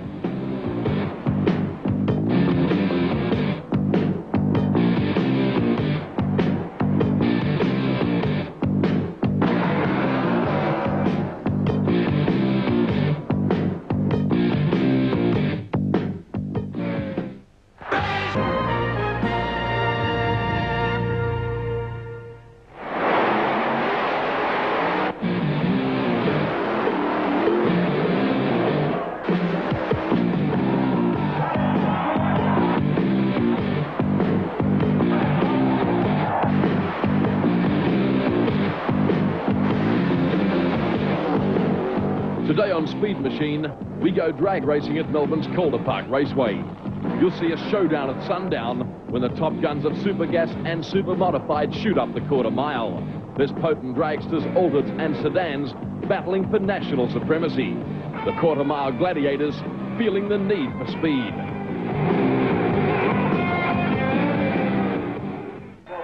Yes, some fantastic drag racing coming your way. Hello, I'm David Tapp. Great to have your company. Welcome to Calder Park Raceway. 30,000 spectators at the venue for what will be a feast of speed. Steve Betts now joining me. A great pairing first up, bringing together Andrew Verkach and Scott Wakeling. This is a great category called Super Gas, David, and it's a very different category to what people have seen on Castrol Speed Machine so far. What these guys have to do is run on a fixed index of 990. They mustn't run faster than 990, otherwise they break out and lose the event. It's a 990 heads-up start, very, very close racing. Andrew Bakach in the bright orange Gemini on the right-hand side of your screen. He got the best start. He's certainly running away with this one. Wakeling flew when it was all over, but the little Gemini gets there at 10.126 at 186 kilometres an hour. And Steve, one of the great things about Supergas is the fact that they're cars we can relate to. Holden Calais against Holden Chimera in the next pairing. Yeah, and beautifully presented motor cars as well. Once again, both these cars running on a 990 fixed index.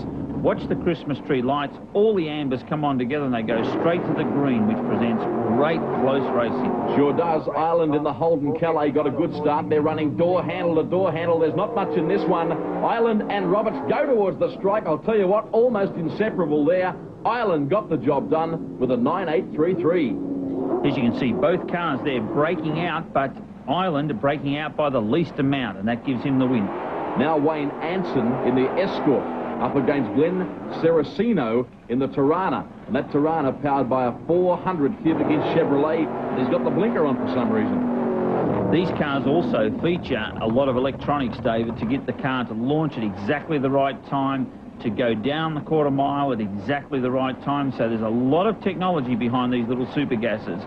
And the concept of Supergas is a big, reliable engine in a small, lightweight car. Yes, well said. We now wait for a start. Simultaneous launch for both of them, Anson and Seracino. At the moment, the Tirana has the best of it, Seracino. He's still got the blinker flashing profusely. I'm not sure why. Across the strike at 10.467, and he gets the money. At 157.5 kilometres an hour for Glenn Seracino. And the next pairing brings out the reigning national Supergas champion, Colin Lloyd, in the HeadSense Holden Commodore. He'll do battle against Trevor Horwood in that nicely turned out adrenaline-sponsored Hornet. A 460 cubic inch big block Ford engine in that Hornet for Trevor Horwood, and a Chevrolet 407 big block Chevy in the HeadSense #1 Commodore. Simultaneous green light. They both got away on fairly equal terms. They're running side by side. During the early stages, Colin Lloyd's your race leader. Here comes Horwood, though, when it's all over. Colin Lloyd advances to the next round with a 10.024 pass. At 216 kilometres an hour, great win for the Aussie champion. Yes, he'll be well pleased with that, opening his account in sensational fashion. Next pairing in Supergas brings together two of the big names and two of the long names.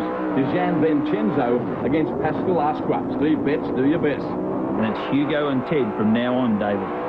Hugo in his beautiful Statesman, a big block Chevy-powered Statesman, 454 cubic inches, and Ted in lane 1 with a 351 Cleveland under the bonnet of the Cortina.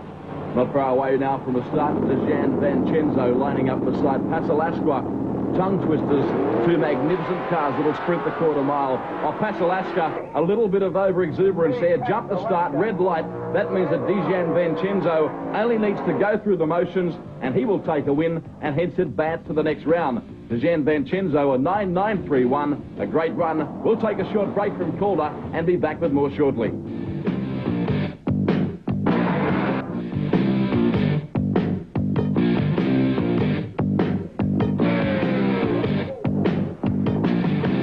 Welcome back to Calder Park Raceway in Melbourne. 30,000 spectators here at the venue for this drag racing challenge. We're now going to move on to Super Modified, another very exciting category in drag racing. The fire marshals there working down on the start line, as that picture would indicate, obviously fully decked out in their fireproof gear, all important for safety purposes. As I've said, Super Modified eliminator now, and Bernie McGrath will take on the dragster, being driven by Rod Rainford.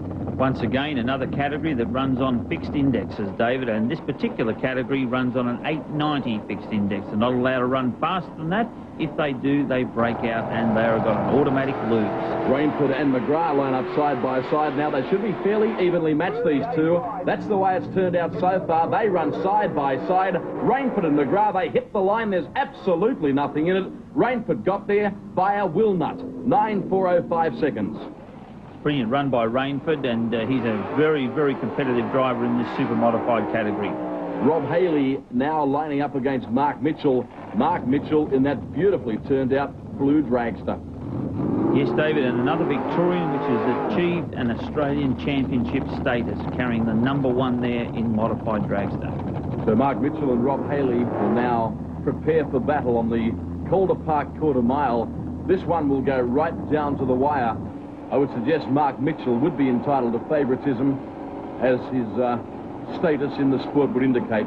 You don't become national champion for nothing, always very consistent, turns the car out to a nicety, and you can see through the eyes of the visor there, concentration supreme on the face of Mark Mitchell. Away they go now. Haley got a fairly good start. He's going to run this man right down to the top of the quarter mile, but Mark Mitchell now starts to pull away in the closing stages and takes a fine win, a 9.285 at 191 kilometres an hour.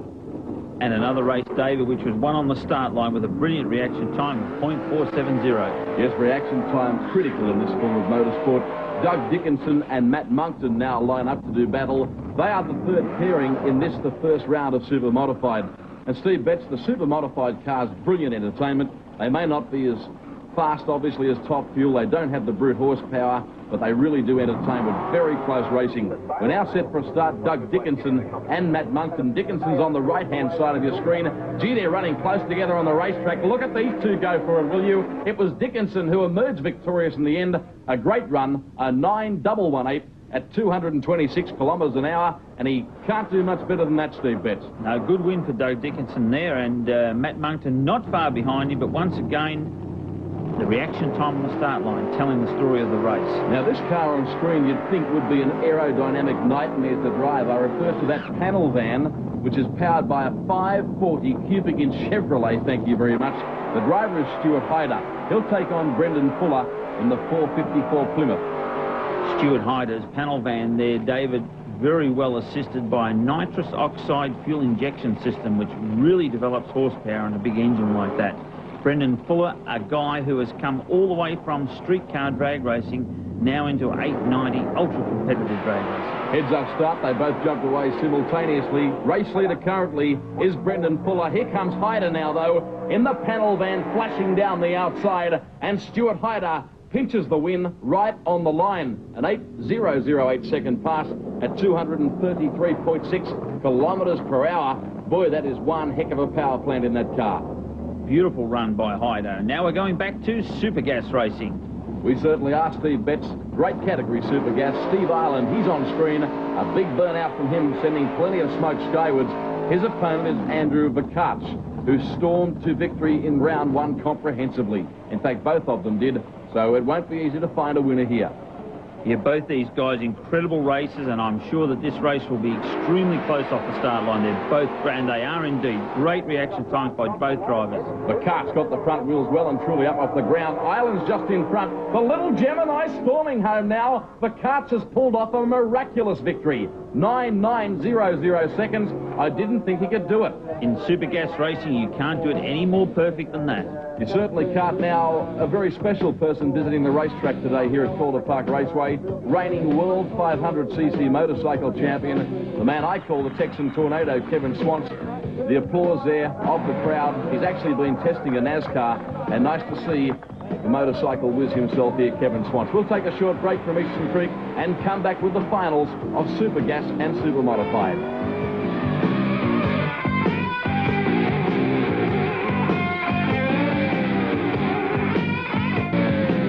Finals time now at Calder Park Raceway in Melbourne. Welcome back to the business end of proceedings as far as this drag racing shootout is concerned. Now the final for the Super Modified cars. Rod Rainford, a Victorian in the dragster, will take on Mark Mitchell, also a Victorian in the dragster.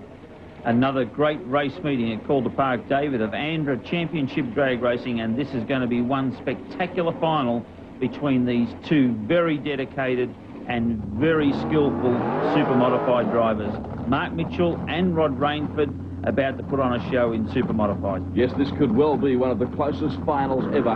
Very evenly matched in performance.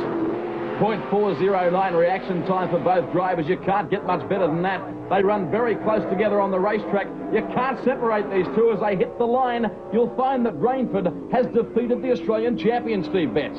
Yeah, an 8.84 for Rod Rainford in the Yellow Terror lane. That's a brilliant run by both cars, almost identical ETs and identical reaction times. Quite an incredible race. This promises to be, too, the final of Supergas with Andrew Vakac taking on Peter Leandau. Yeah, Peter Leandau there in the little Tirana, the blue and silver car right on screen now, and this is going to be a tough race, but Andrew Vakac is a very, very competitive racer, and he's in the Valvoline for this final of Supergas. And remarkably, Leandau's Tirana powered by a 6-cylinder. He'll take on Vakac in a Chevrolet 408 cubic inch race car. Away they go now. Great start by both drivers. Vakac is the race leader. The little 6-cylinder doing a great job, though, on the other side of the racetrack. But Vakac gets there with a 9.946 second pass, Steve Betts. Yeah, great run by Vakac, and you can't do it much better than that. A 9.94 on a 9.90 dial-in. And that's the final run of another great race meeting at Calder Park. And don't forget the Nitro Funny Cars on December 18th. Thank you very much, Steve Betts. Hope you've enjoyed the action from Calder Park. Make sure you join us next time round on Castrol Speed Machine.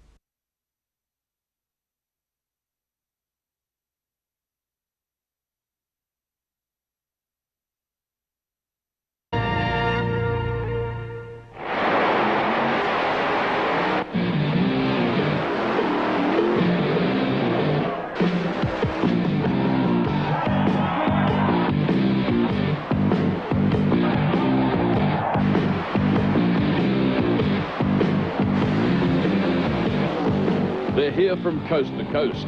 The nation's hottest quarter-milers line up at Sydney's Eastern Creek Raceway, the Australian Drag Racing Series Grand Final.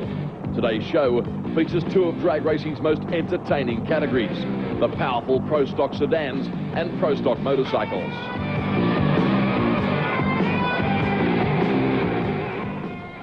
Yes, welcome to Sydney's Eastern Creek Raceway for the Australian Drag Racing Series Grand Final. A big crowd here at the venue. Nice to have your company wherever you might be watching.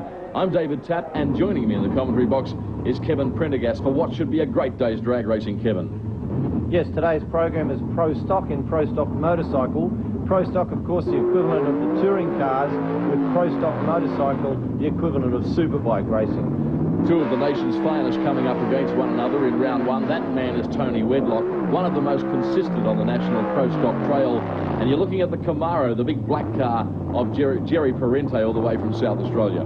Yes, Jerry Parente qualified in number 5 position. Tony Wedlock in the number 2. There's a 7-car field, very fierce qualifying session over the previous 2 days, but now it's down to the wire. It's serious, it's championship time, and every runner's going to count here for the championship. Both of these cars powered by Buick engines, all Pro Stock sedans naturally aspirated, no fuel injection.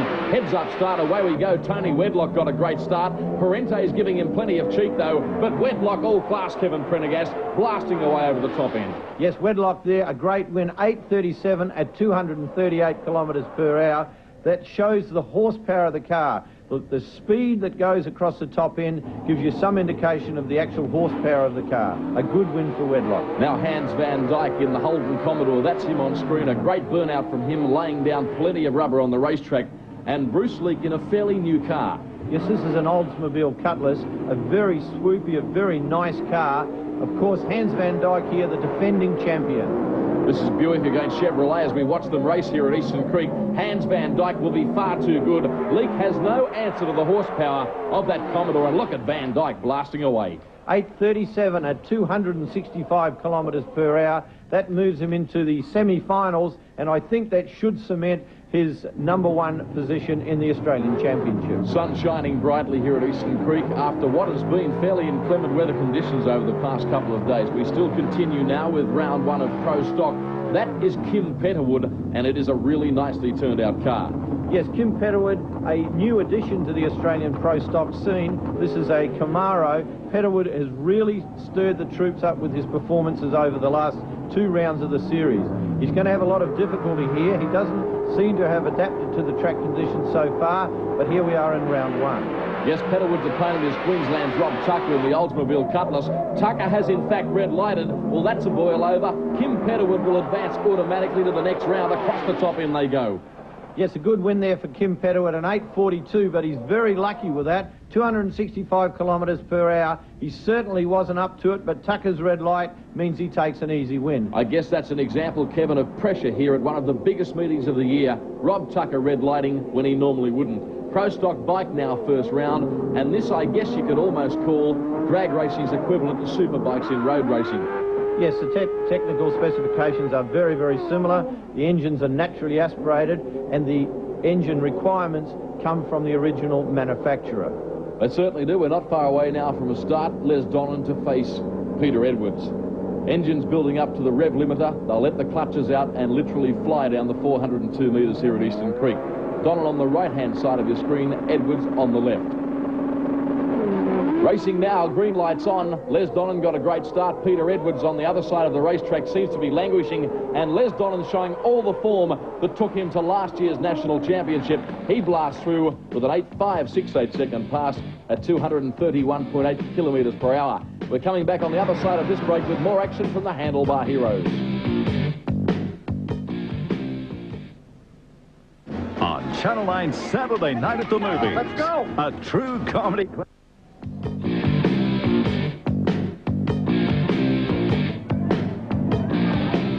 You're watching Castrol Speed Machine. Welcome back to Sydney's Eastern Creek Raceway as the Pro Stock motorcycle action continues.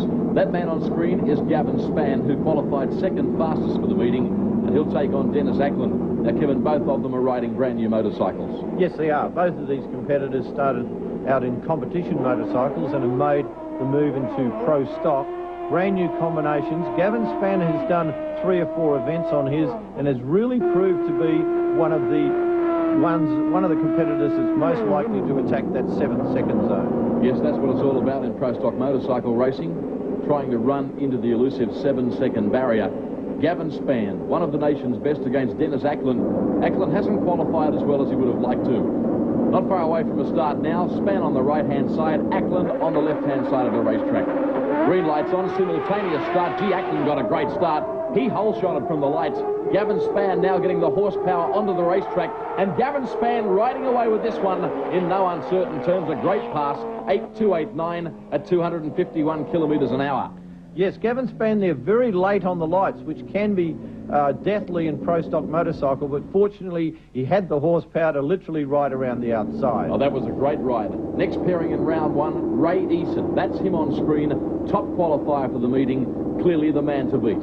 Yes, Ray Eason is in a situation where he needs to win every round in order to become the Australian champion. Les Donnan has already moved into the semi-finals, but West Australian Ray Eason certainly is in there with a very strong chance. Eason riding against Peter Cochran, the Queenslander aboard the Kawasaki. That's Cochran on the right-hand side of your picture. Oh, he's red-lighted. A premature jump there by the Queenslander. Ray Eason just needs to get to the other end of the racetrack, and he will automatically advance to the next round. Oh, look at Eason come with a rush now. He takes an automatic win with an 8.59. Yes, Peter Cochran really did take a stab at the lights there, and Eason advances to the semi-finals. Now moving along to the semi-final of Pro Stock Sedan. Sydney's Joe Polito to take on Kim Petterwood. Polito, of course, the #1 qualifier in the only Ford in the program. He had a solo run which was relatively easy into the semi-finals, but now he comes up against a car that does have the potential in Kim Petterwood. Yes, obviously Joe Polito, one of the most determined drag racers in the country. That's his entry, the Ford Probe. Nicely turned out race car.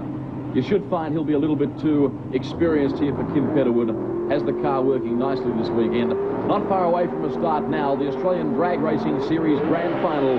Pro Stock Sedan Eliminator. Joe Polito got the front wheels well and truly up off the ground there. Getting the horsepower right down onto the racetrack now, though, and Kim Petterwood can't fight him. It's Joe Polito all the way through. Yes, a great run there for Polito. An 8.14 at 274 kilometres per hour. That's the low ET so far this weekend. So Polito looking good for the final of Pro Stock Eliminator. He certainly is. He'll be very happy with that. This one is going to be a great race. Tony Wedlock against Hans Van Dyke, and there's a lot of friendly rivalry here. Well, Wedlock, of course, defeated by Hans Van Dyke in last year's series. Based on the points, Wedlock cannot do that this year. Hans Van Dyke has already retained the #1 position, but the winner of this event still is very important to both of them. Oh, very much so. A real race between themselves.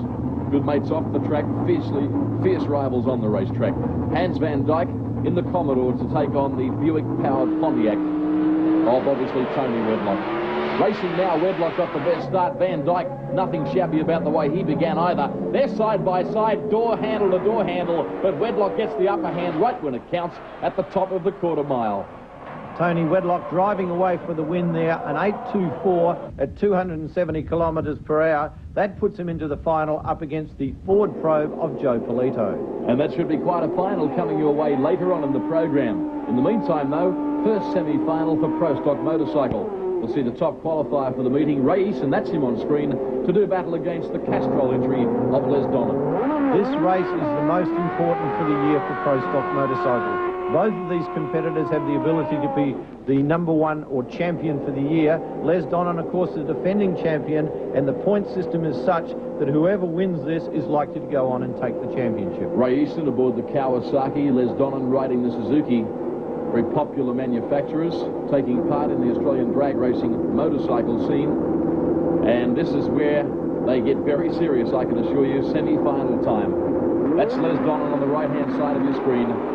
His opponent, Ray Eason, hails all the way from Western Australia. We're set for a start. Green lights now on. Oh, brilliant reaction time by both riders. It's Les Donnan in front. Ray Eason now coming at him, and Ray Eason storms down the outside to take a miraculous win in the first semi-final for Pro Stock Bike. An 8.25 at 263 kilometres per hour. We're coming back to the creek very shortly.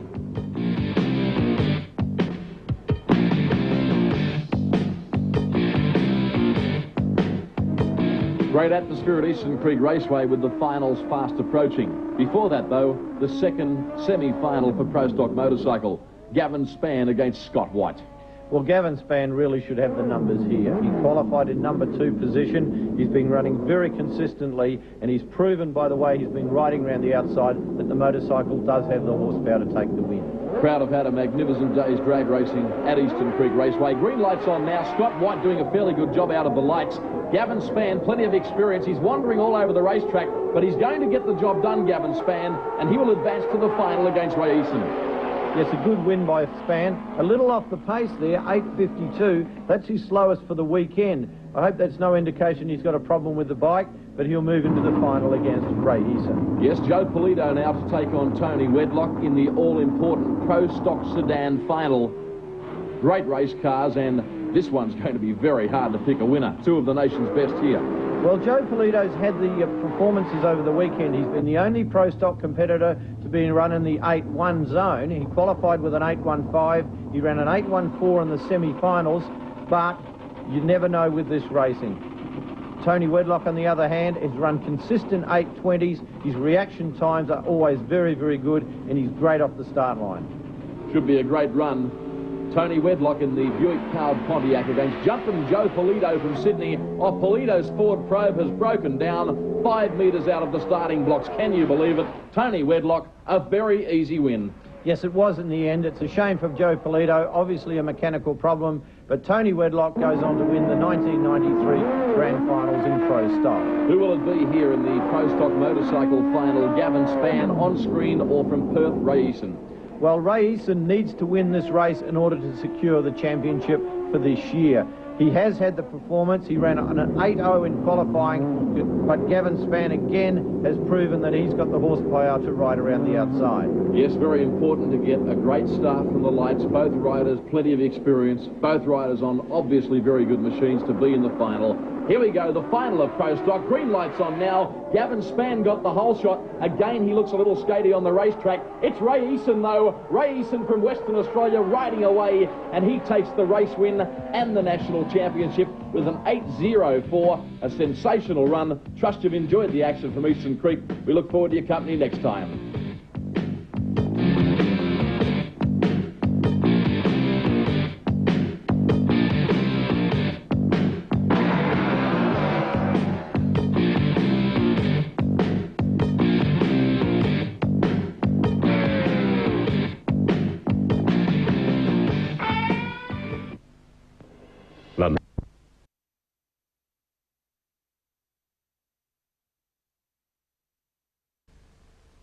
What's going on?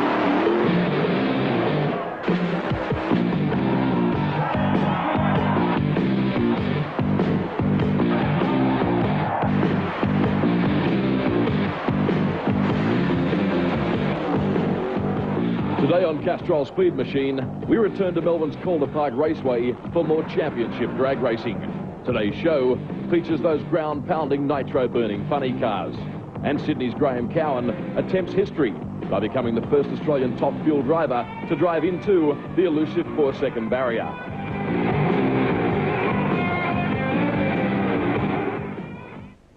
Welcome to Melbourne's Calder Park Raceway. I'm David Tapp. Nice to have your company wherever you might be watching around Australia. Already an estimated 33,000 fans here at the racetrack. Certainly the man that many of them have come to see is Sydney's Graham Cowan. If you've never seen a top fuel dragster in action before, we'll take this opportunity now to cross to Gerald McDornan with an explanation of the 5,000 horsepower cars. What is a top fuel dragster? A top fuel dragster is a 300-inch wheelbase, 5,000 horsepower racing machine that will hopefully carry Graham Cowan to the first ever 4-second time in Australian drag racing history. We'll go for a walk up the car, and the top fueler starts with these huge front wings designed to keep the front of the car on the ground when this will speed to in excess of 450 kilometres per hour. The little front wheels, they'll guide the car like a rocket ship down the racetrack. The top fueler is designed with length in mind for stability, and the length of the car also helps the car maintain traction on the racetrack on its 4-second ride down the quarter mile. This is where Graham Cowan's going to be sitting on that pass. It's a very sparse cockpit with the very basics of controls: a steering wheel, a brake handle, a parachute lever, and an on-off switch for the car and also the computer. What about the engine? The engine is a 5,500 horsepower aluminium Keith Black. It's based on a 1962 Chrysler engine. It runs 16 spark plugs, which are thrown out at the end of every run. It runs twin magnetos to fire the huge volumes of fuel, and it runs a massive fuel pump, which pumps in excess of 50 litres through the engine in less than 5 seconds.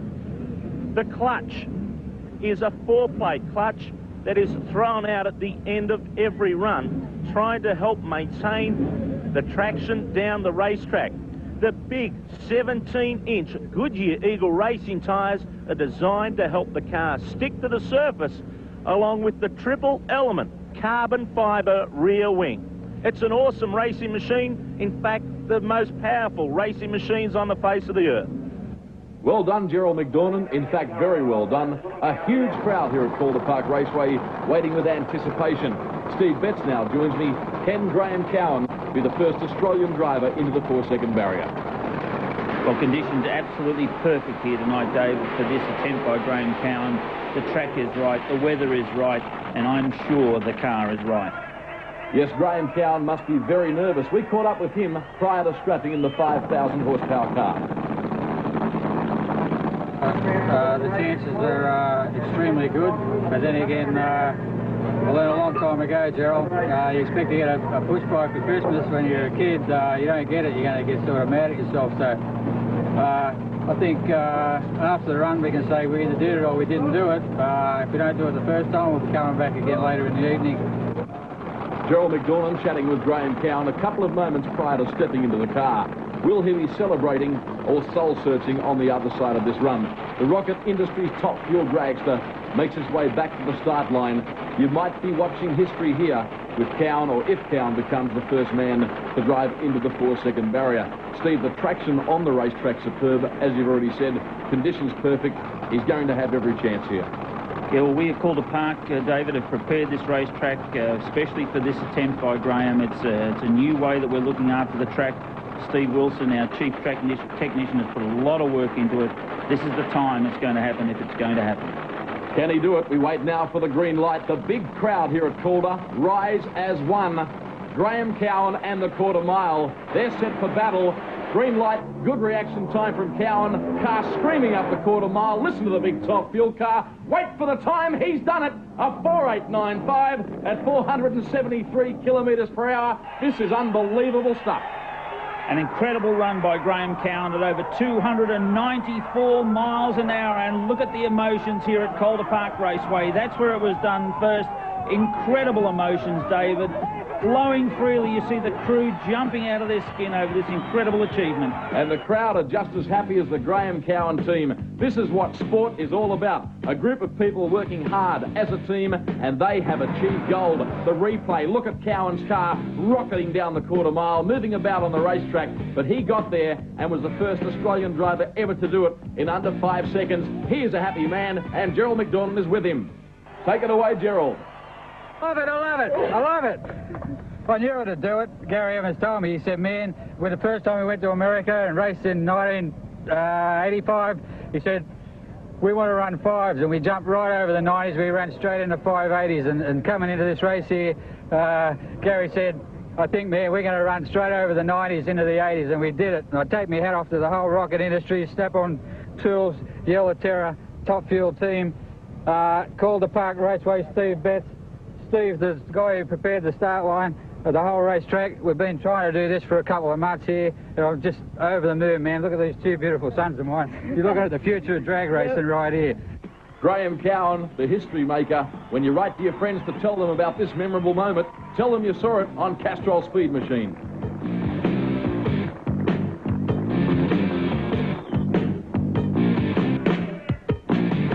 You're watching Castrol Speed Machine. Welcome back to Melbourne's Calder Park Raceway. Now the fabulous fire-breathing Nitro funny cars coming your way, starting with Jungle Jim Carter, a man, Steve Betts, that really is a legend down here in Victoria.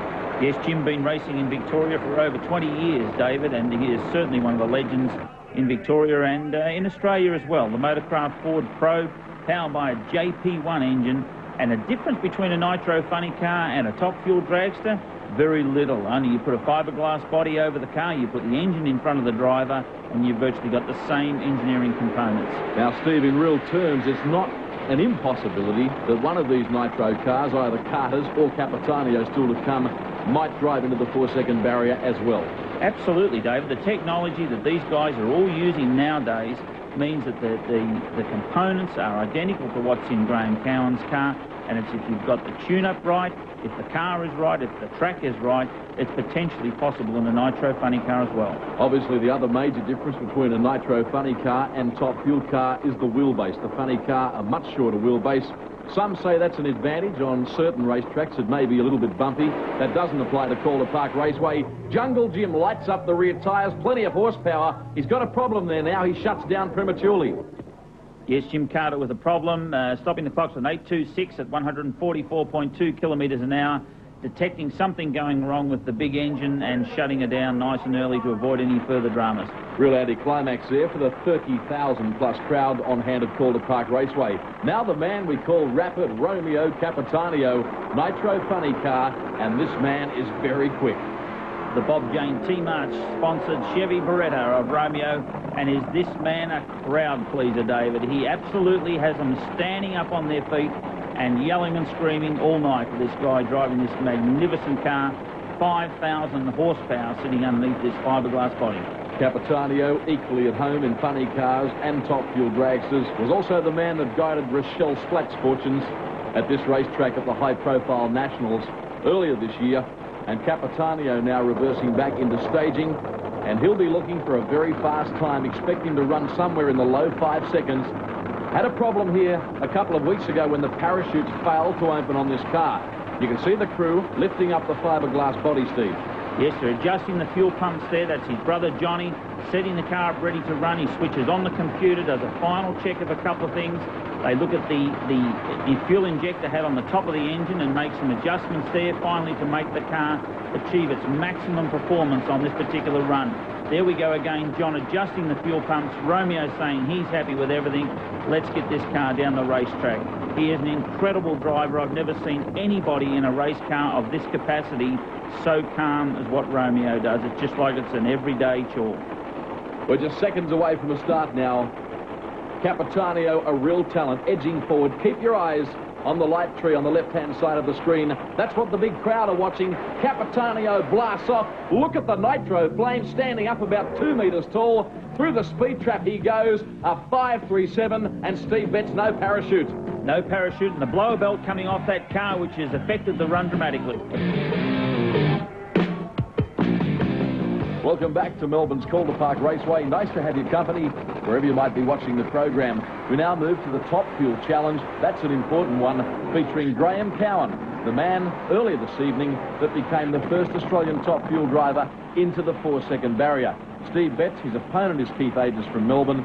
Cowan must turn in a blinder here to make that record truly official. Yes, well, he must back that first run up, David, with a run that's within 1% of the previous run. So he must run at the slowest of 4.93. Now, that's a lot to ask to reset this record here tonight. But once again, conditions are still perfect for the Rocket Industries Yellow Terror Snap-on Tool-sponsored Top Fueler to go and do it all again. We're looking for a 4.93 or better to put this night into the record books officially. You're right about the conditions here. Traction on the racetrack perfect. The air is crisp. These cars don't like humidity. We're set for a start. Can Graham Cowan do it, Australia? He's got all sorts of problems. A fireball on the run for Graham Cowan. Aegis has also got problems, and Graham Cowan here is in big strife. Yes, a fuel fire for Graham, and it looks like something wrong with the fuel system. The car is still burning in the cockpit. That means Graham Cowan is actually on fire there as we're looking at the screen there. We see the fire and rescue teams coming out straight away. He's got an incredible fire suit on there that will protect him in that car.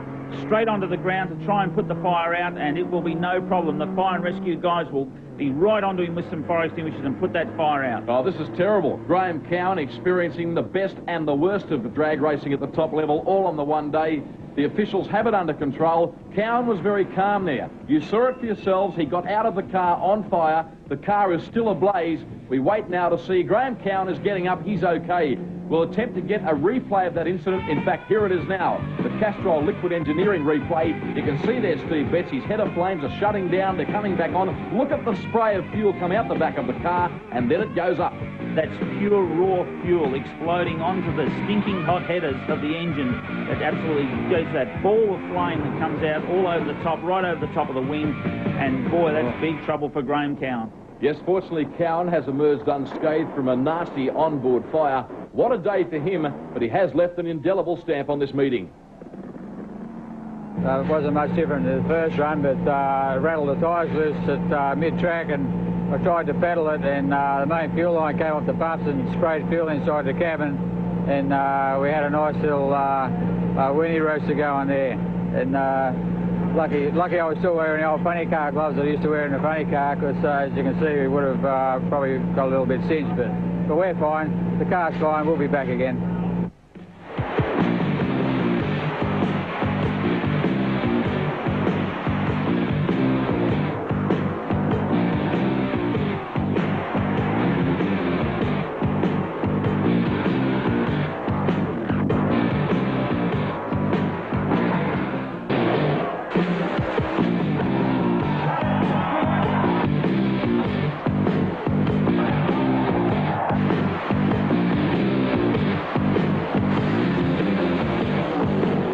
On Castrol Speed Machine, Melbourne's Calder Park Raceway plays host to the Superstock Shootout. It's door slam and sedan action when Ford do battle with Holden and Nissan. Plus there's drag racing's wildest dragsters, roadsters and T-buckets.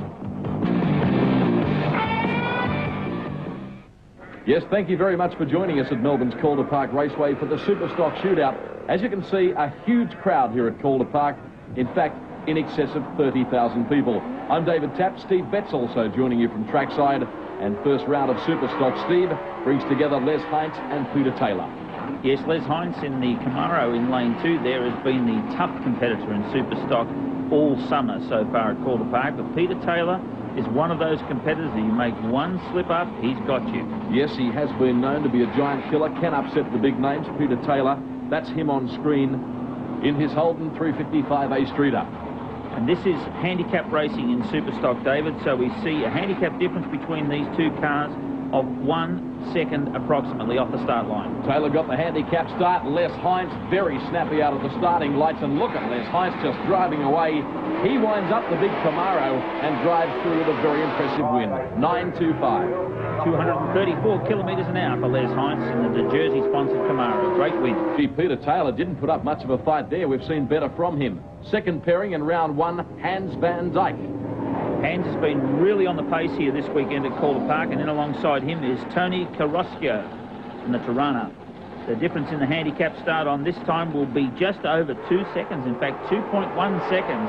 We've got an A Streeter running an A Gasser, so there's 2.1 seconds difference, and the start will go to the little red Tirana in the Yellow Terra lane. Yes, the Tirana's going to need to rely on brilliant reaction time, whilst Hans van Dyk is going to need to be careful not to be shabby in that department, or he will be beaten. The Tirana goes now. Watch Hans van Dyk in that beautifully turned out Commodore. He is one of the most respected drag racers in Australia. Here comes Hans van Dyk, honking right down the outside, and Van Dyk goes through with a big win, 8.86 at 205 kilometres per hour.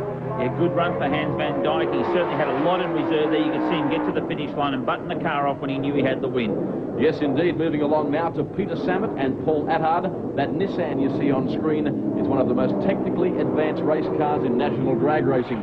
Twin-turbo Nissan 300ZX, and what performance levels this car provides.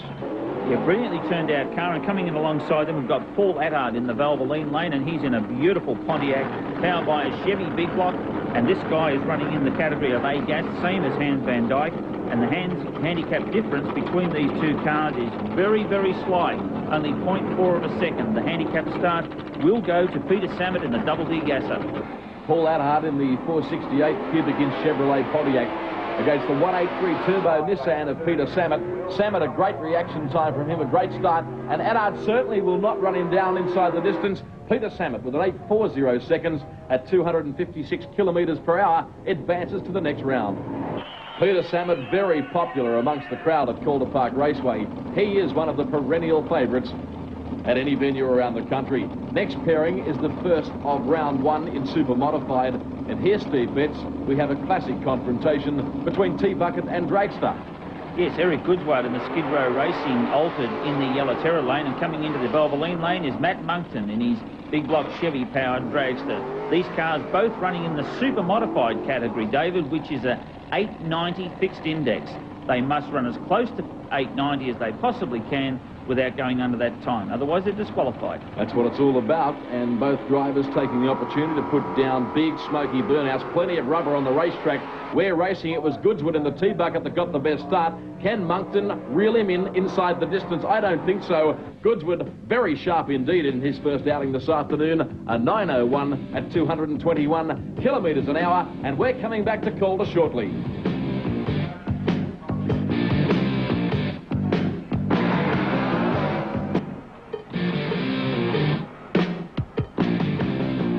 Welcome back to Melbourne's Calder Park Raceway. Atmosphere here fantastic. There's no doubt the Melbournians are very passionate about their sport. Again, a huge crowd turning out for the drags. Moving along with Super Modified, Stuart Hyder in the panel van against Darren Morgan. Yeah, this is a very interesting contest this time, David. We've got an E.H. Holden panel van running in the Super Modified class, running alongside a very lightweight altered. Both cars running big block Chevrolet engines, and very different in their whole configuration. Nitrous oxide powers the panel van, and normal fuels power the little altered. So this is going to be a very interesting contest, once again on the 890 fixed index. Yes, Stuart Hyder in the panel van, a very big engine, a Chevrolet 540 cubic inch. You can see him there jumping around the racetrack, checking the traction under the rear wheels, and he actually had a fairly big win down here a few weeks ago, so don't be surprised if Hyder gets the business done here. Oh, he's red-lighted. You wouldn't believe it, would you, Hyder? Just a little bit of youthful exuberance there on the starting line, and he is going to waste a brilliant run. That gives Darren Morgan the automatic victory. Yes, a 10.06 at 213 kilometres an hour for Darren for a great win. Stuart Hyder still going at the rate of knots as he heads to the top of the quarter mile. He'd be very disappointed with that. We now go back to Superstock. Hans van Dyke, you've seen a lot of him on Castrol Speed Machine over the summer thus far. One of the heavy hitters in national drag racing. His opponent is Bob Sherry. Bob Sherry in the A Street Commodore. Two very similar vintage cars here, David, but these cars very different in their specification. You've got almost a stock Commodore in lane 1 with the 308 Holden engine, and in lane 2 you've got Hans van Dyke's purpose-built Pro Stock car, which is this weekend running in the Super Stock category. Bob Sherry's car, a credit to him and pit crew. Beautifully turned out colour scheme. Hans van Dyke edges forward. We're not far away now from the start in this one. Buckle your seatbelts, Australia. Sherry gets the handicap start. Hans van Dyke has to wait what would seem like an eternity. He begins like a gazelle now. Sherry's the race leader. Hans van Dyke throwing everything at him right on the line, and Van Dyke advances one more time. Beautiful run for Hans van Dyke, an 8.18 at 268 kilometres an hour. Excellent pass by the Commodore. That's good old-fashioned drag racing at its best. Les Hines now looking for more of that kind of thing. His opponent, Peter Undy, in the big Ford. This is a classic Chevrolet versus Ford race, this one, David, in Superstock. We've got the cars BMP and a B-Gasser. The handicap difference between these two cars is about 0.7 of a second. 0.7 of a second handicap start going, of course, to Les Hines in lane 2. That's him on screen, Les Hines. Camaro, well-performed racer right around the nation. Peter Undy will be very keen to go on with this one. Keep your eyes on the light tree, left-hand side of the screen. Les Hines gets a marginal handicap start. Now we see Undy under acceleration. Can he peg back Les Hines? Hines is the race leader. Undy throwing everything at him right on the line. We wait for the time. It was Les Hines, just lasting a 9.215 at 235 kilometres per hour. Another close run at Calder. And another one for the Chevys. Yes, indeed. It's all happening here. Super modified semi-final. Eric Goodswood once again back on the racetrack. Yes, Eric, and coming into lane 1 is the Motivator Racing Engine sponsored car of Rodney Rainford, and this guy is a genius in super modified, has really got this class worked out. A big block Chevy powered super modified dragster, and Eric Goodswood and his wife Wendy out the front there guiding him back onto those hot rubber tracks that he's just done in the burnout. Yeah, they play a very important role in drag racing, assisting the drivers in reversing back, as Steve Betts said, ensuring they stay right in line with the tyre tracks. The nice hot sticky rubber they laid down in the burnout. That Rod Rainford is his opponent in the dragster. Should be a good match, this one. Traction on this racetrack superb. Conditions absolutely ideal for drag racing at the highest level.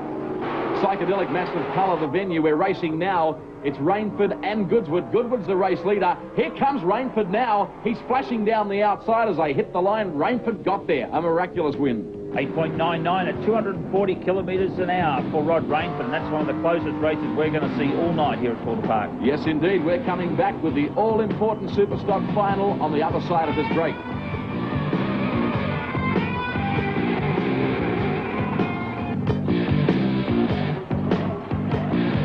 You're watching Castrol Speed Machine. Welcome back to Calder Park Raceway. The big drag racing action continues.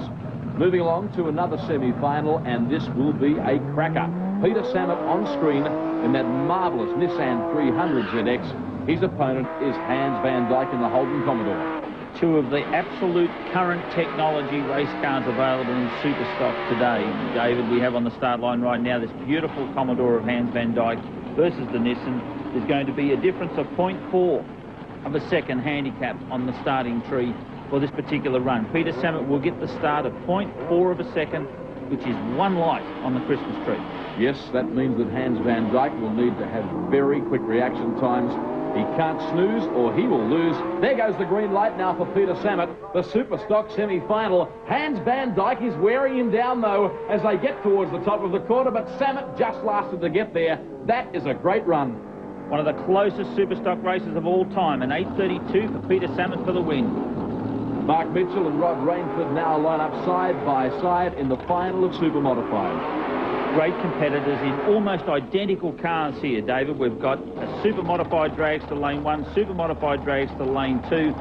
Small block Chevy in the blue car that we see of Mark Mitchell's there, sponsored by Street and Strip Engineering, and a big block Chevy in Rodney Rainford's car in the Valvoline lane. Yes, they're nicely turned out machines. Both of them are very keen to do well in this one. A lot resting on the result here. Oh, red light there by Mitchell. That means that Rainford just needs to get to the other end safely, and he will take a win. Great win for Rod Rainford, a 9.36 at 238 kilometres an hour in the final of Super Modified. That is disappointing, though. It's a pity we have to have premature starts and red lights, but that's the way it goes. Now the Super Stock final, and what a great race this promises to be. Peter Samet, who's carried all before him here tonight, and indeed at all other meetings that he's contested this year against the Camaro of Les Heinz. About 0.8 of a second in the handicap start off the start line this time, David, and the handicap, of course, will go to the Camaro of Les Heinz, being the slower of the two classes. The twin-turbo Nissan on screen loves this racetrack at Calder Park Raceway. Waiting now for the start of the Super Stock final. Heinz will go first. He's off and running now. Samet's got a lot of work to do in pursuit of the early race leader, Les Heinz. There goes Samet now, absolutely slingshot down the outside, and Peter Samet blasts through with an 8.32 at 266 kilometres per hour, and he takes the win in Super Stock.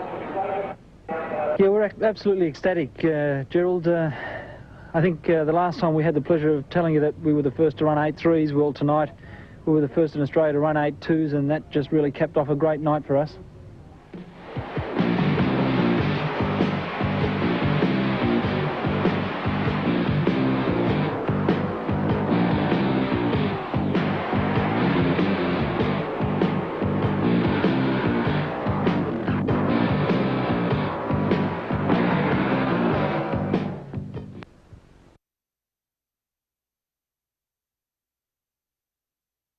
I'll think about it. So you believe the girlfriend's in?